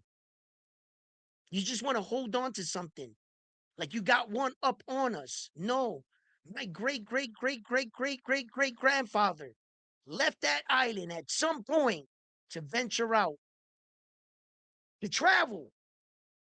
And when he left there a Puerto Rican. And when he came back, he was still a Puerto Rican. And I am a Puerto Rican. That's it. And that Mexican kid, Ryan Garcia, he's Mexican, man. He's Mexican. These are all your Mexican brethren that ventured out for you guys. Yo, when you hear about Mexicans in China, fucking Mexicans made it out to China. Like, go fucking Mexico. Go as far as people, UK, Russia, freaking Puerto Rico. Your people, man, travel. This world is big enough for all of us. And if I leave the motherland to travel to the other land, guess what? I represent my land. And I will always be that. Don't let them put you in a box. Ryan Garcia, do your fucking thing, kid. And I said all of that to say, Ryan Garcia, you're more Mexican than some Mexicans, bro. At least you're fucking putting the flag up there for the rest of the fucking countries have to see it. Look at the trunks on that young man. He's doing it. He's fucking doing it, bro. I don't give a fuck. He's doing it, man.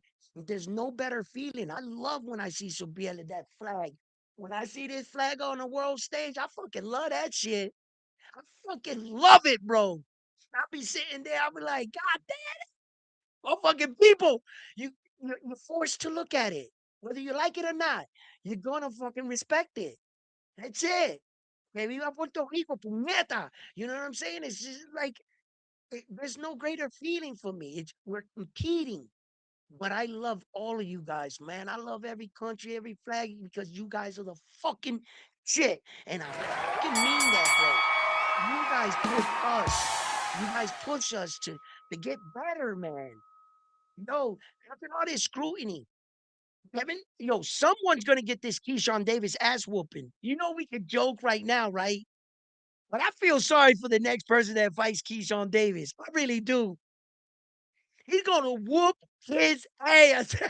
He's on down bad right now. Just wait. Okay. Okay. Wait, don't wait a minute. Watch. He's gonna be like a ball of fucking rage. All this Doug shit we putting on him, he deserves it. He fucking deserves it. But like he deserves it, someone's gonna get that ass whooping. Mark my words. Someone's gonna catch that ass whooping from Keyshawn. Watch. I wouldn't want to fight him. Not after all of this. Nah, he's gonna try to shine on you. Yes, he is. You might want to stay out that man's way for a minute, for a second. But he's down bad right now. So, like, that's boxing, guys. That is boxing. Miss Miyagi may go down bad in September with Bang getting stopped by Ryan.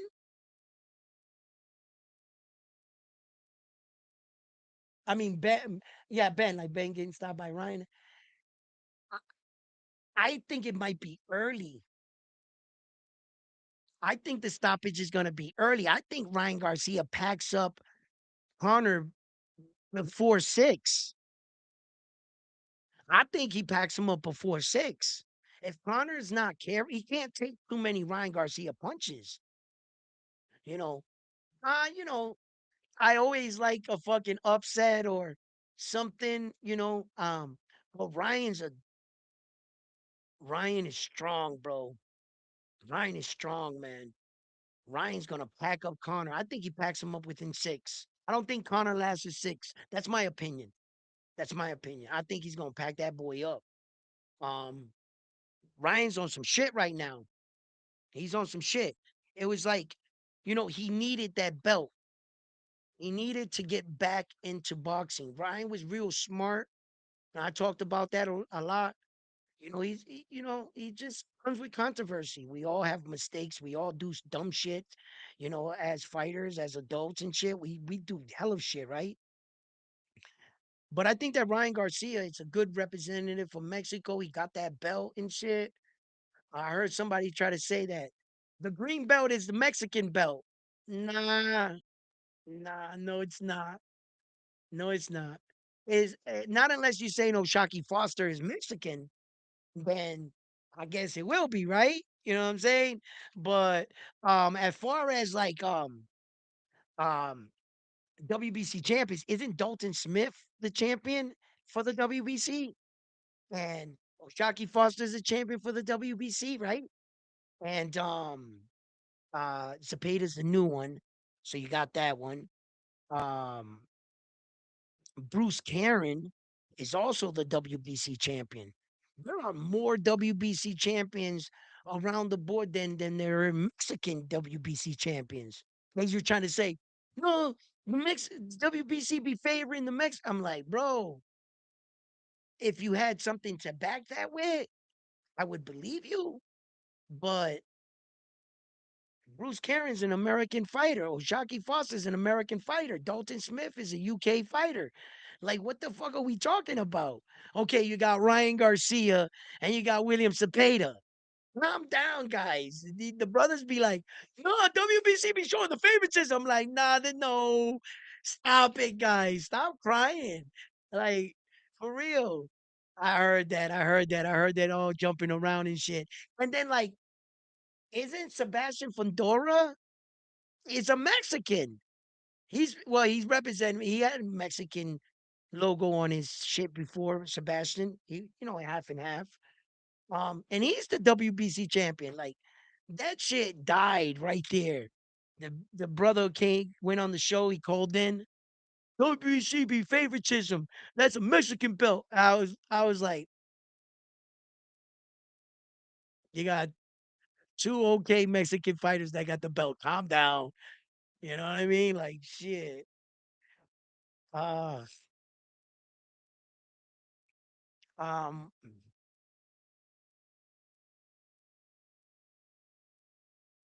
isn't Christian and Billy the WBC? Isn't he fighting Saul for that belt? Well, Christian and Billy got the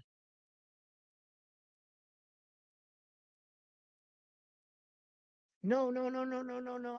Yeah, yeah, yeah. He's got because Jaime got the WBA, and then what's his fucking Lester Martinez got the interim of yeah. He's got the fucking WBC. Wow, like no Mexican fighters got the. This guy's crazy, bro. Anyway,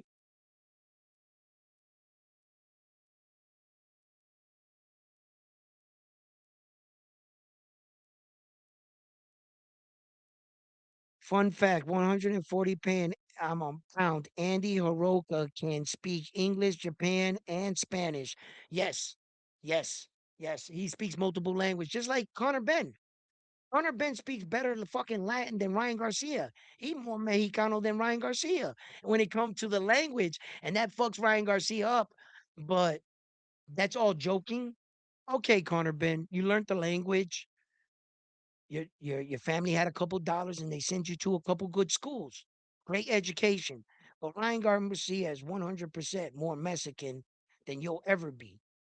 I know some Latin dudes, Puerto Rican guys that can speak Spanish way better than me. And I've been married to an Irish woman for 15 years and I don't speak it in my house. So it's getting a bit rusty. I get it. I go back home. They joke on me, make fun. They're like, damn it, when your Spanish is going. I'm like, yeah, man. Like she doesn't speak Spanish, so I don't talk it as much. So I get it. But when all the jokes finish, I'm Puerto Rican through and through. That's it. Ryan Garcia is Mexican. Connor Ben can speak it better than him, could make fun of him in his own language. Looks bad, yeah, it does. But only ignorant people would buy into that. You understand? It doesn't make Ryan any less or any more Mexican. He's just Mexican. That's it. His father's one, his mom's the other, whatever. I get it. And Ryan is, Ryan's choosing to represent the Mexican people. And he's wearing their flag and it's pride. Shit, there's been American fighters that wore the Mexican flags for you guys because we respect. You ever see that student? Who was it the other night? He had one glove Puerto Rican or American. He had one glove American and one glove Mexican. And he was an American fighter, right? I forget who that was the other night that did that. But his coach was a Mexican coach. So that's why he wore the Mexican because his coach is Mexican, you know. So and I've said this. numerous times. I've never seen one country, the Mexican country, regard and revered and respected that other fighters from different countries wore their colors.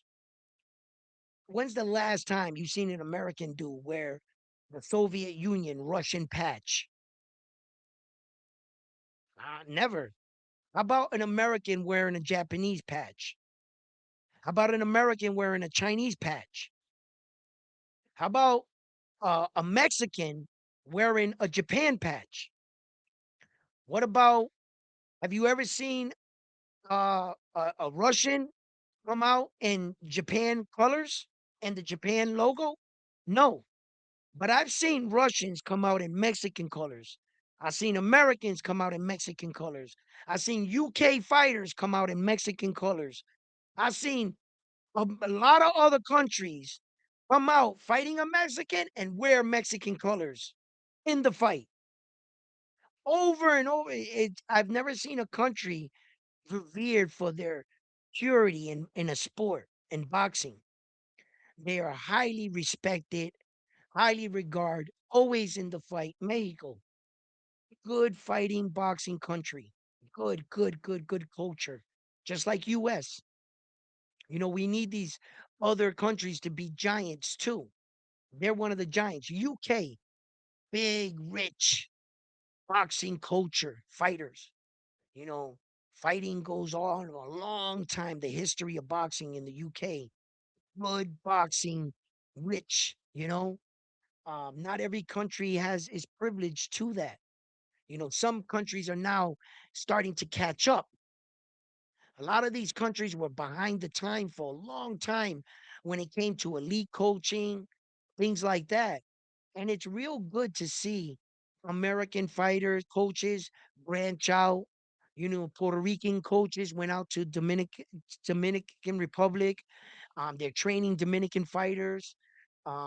Dominican fighters are going to Puerto Rico, like Ojo Santiago, training, living in Puerto Rico.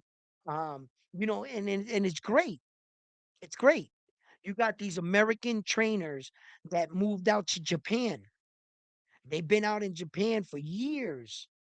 And that's how Japan started implementing that slick style into their Japan style. That's when that timeline started and the Naoya Inoue started popping out. Naoya Inoue, he studied American fighting. He looked after Muhammad Ali's footwork and everything. Yeah, so a lot of these countries are starting to catch up and get to the positions where it's getting really competitive. Um, and it's no secret. As of right now, for today's standard, I'm going to leave the video with this. America's down bad in the sense that we have to compete better. We need to compete better, yes. We got to stop worrying about the undefeated, the O. We got to fight for these belts and we got to bring the gold home. We got to put this in our guys' heads. Don't be so eager to attack each other. Fight everybody else first. Try to get the belts, bring them back. Devin Haney fighting Keyshawn doesn't give him a belt. But I tell you what does, Liam Paro, the Australian, go kick his ass. It's what I would do. I want to bring all the belts back. So, in that regards, let's see what happens. I Connor, right?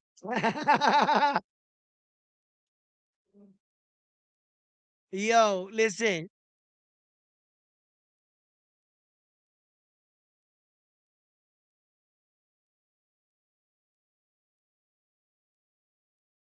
Yo, Connor Ben, um, when I heard him talk Mexican, right?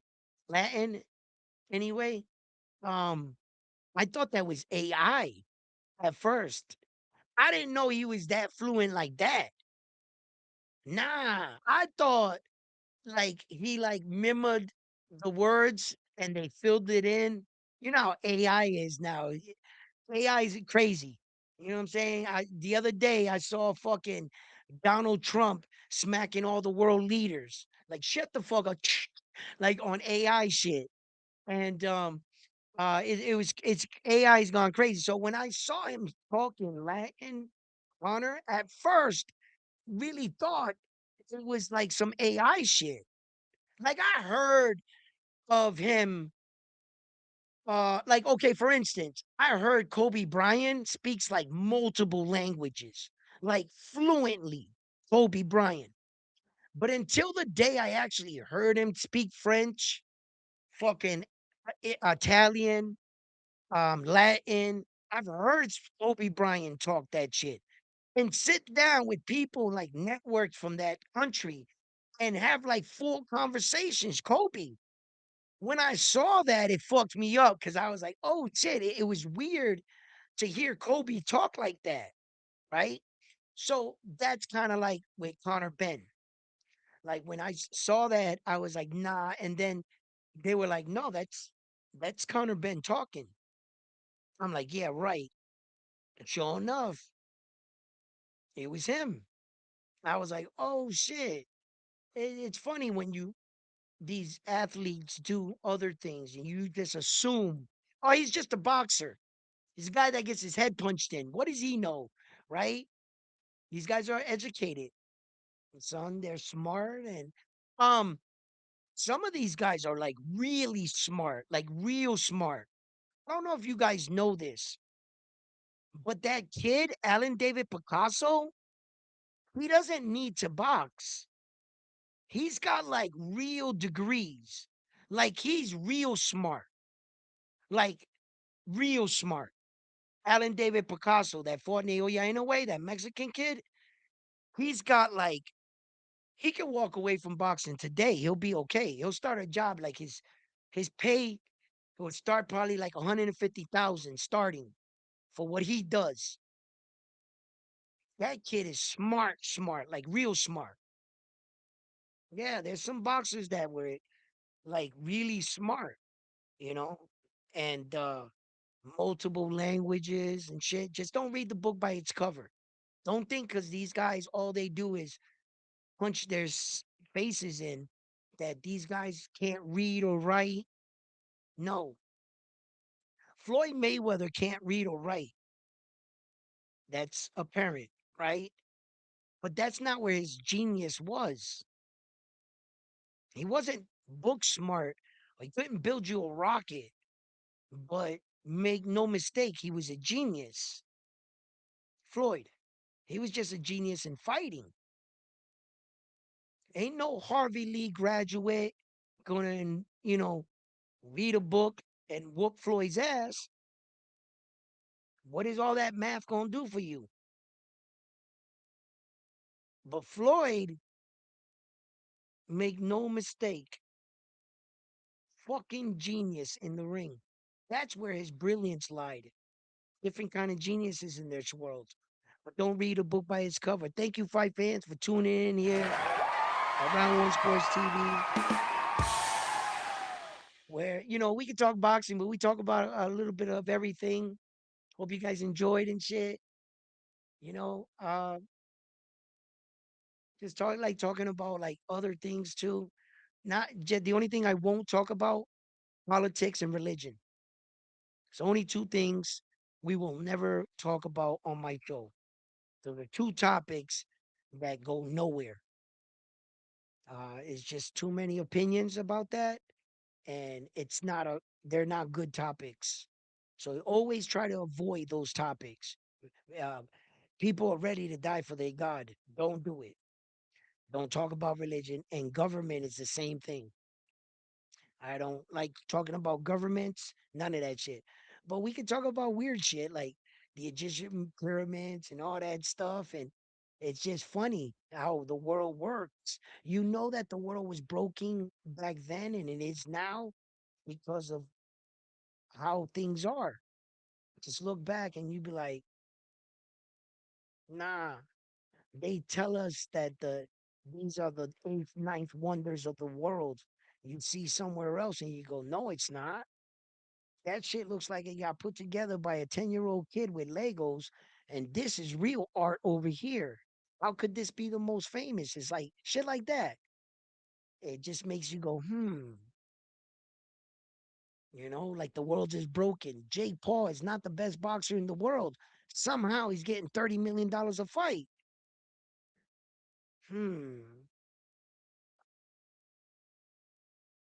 It's like the world is broken. They want us to look somewhere else. Meanwhile, there's these amazing fighters that are struggling to get fights. Oh, and I want to send a shout out. I almost fucking left. My fault. Um, Cat, what, ZK? Is it KZK? Yo, you sent me a cash app, bro. Yo, that was mighty generous of you. Thank you. I'm gonna put that to good use. Yo, I didn't see it on that live that night, and I thought Frontline was sending me text. But if you happen to catch this video and you see it, I'm waiting to see if I see you. I'll probably see you tonight or something. A whole bunch of shit's been going on in my life. The last 2 days have been going on. We bought a minivan for my daughter. My daughter's gonna be 13, right? So we got her first car, right? And it's a minivan with the sliding doors and shit. My daughter, her situation, she's in a wheelchair, so we had to get it with the customary ramp that came down, and she has an electric one. So like she's like we never taken her to like Walmart or anything in the electric wheelchair because we don't got nothing to transport it in, right? We finally bought a van and shit, and we got it delivered yesterday, and we surprised her, and she came out, she was all excited, and we were like, "Get in the van!" And we got her in there, we clipped it on in, and we just wanted to go out, bring her to places where she was able to like move around herself, like And when we go to Walmart, I gotta push her in the thing, and so she never like gets to run around like a kid or nothing. And she lost her mind. I'm like, yo, don't go too far. And we're like watching her, like just letting her like move around and shit. So I didn't go on yesterday and shit. It got delivered because when we bought it, uh, uh, what we decided to do was see when you buy one of these vans, which they don't tell you. I didn't know this. The van itself is like it's a Toyota Sierra, and the van itself value like 32,000, whatever. But it's not brand new, right? But it is. Whoever had it had money. Yo, they got rims on it and everything. It's dope as shit. It's clean, not a dent, scratch, like clean leather, white interior, the wood grain. So what they don't tell you is you got to insure two things. You got to insure the car and the lift. When the door slides, there's a lift that folds like that, and so she gets on and it gets in the car. So the front seat can be taken out. So when she's older, the wheelchair will go right into the front seat of the car like that. So that lift costs 60,000. So together the car costs about $94,000. That's what that wheel van accessible things cost. That's why I'm ripping off that Toyota emblem. I'm gonna put like a fucking Bentley on the front because that's what the fuck you driving. You gotta insure the car and the part because if you get in an accident, the insurance gotta pay for the lift that's inside the minivan. So I paid two insurances on one car for that car. Go figure. Handicapped people got it the worst, don't they? Some bullshit. So what happened was when we bought the car, we had to get it. I wanted it to get it lifted underneath, and I wanted to see the chassis. I wanted to see the rust. If there was, that shit was pretty clean. So I'm gonna have it coated probably next week. I'm gonna bring it down to the shop. I'm gonna have it sealed on the bottom. I gotta take care of this van, man. This shit costs too much money, and it was a great opportunity, like one in a lifetime offer. I couldn't get a better deal in the world, and not for the mileage it had on it. It had less than 100,000 miles. And I was like, fuck, bro. I shopped around. I wasn't getting these shits for less than 60,000, 70,000. These vans. I never found one for less than like 68,000, some shit like that. Bro, this van was a blessing. It was like God sent, man. I swear to God, bro. We weren't even going to this place. My wife happened to turn into it. And it's not like the guy has like all cars sitting outside. Nah. He knew someone that was disabled that passed away and bought the car and he was gonna put a couple dollars into it and sell it. Sitting there and like the price was good. We bought it. And yesterday was the first time we took her out. It was a good we're going we're gonna take her out to better places and shit. Now that we can get out with her and shit and her shit and she can, you know, because my daughter, she's just a ball of energy. And she's just like she's into like fashion and shit. She be saying crazy shit. The other day, like it's hard to keep up with these kids and their slang and shit. And I'll be looking at her and she's just growing up so fast. But man, it was exciting yesterday. So I apologize for not getting on this week and shit. Just had a lot of big moments in my life and with my family and shit. And it was cool, man. It's cool. It was cool to see her like that's right. But as a father and my wife, to be able to do that for her, there was a point in time I didn't think I could do that. And like I, to have the money there, to think like that like an adult, not like a young man where I would just spend money vicariously, didn't give a fuck. And we had the money to buy it. And our decision, we bought it outright. We don't owe no payments on it. We bought it straight up because of the insurance situation. You don't want to be paying another car note. I already got a car note for a 2025 Toyota Ford Runner, right? So we already got that one, which our payments are good. And then now two more insurances.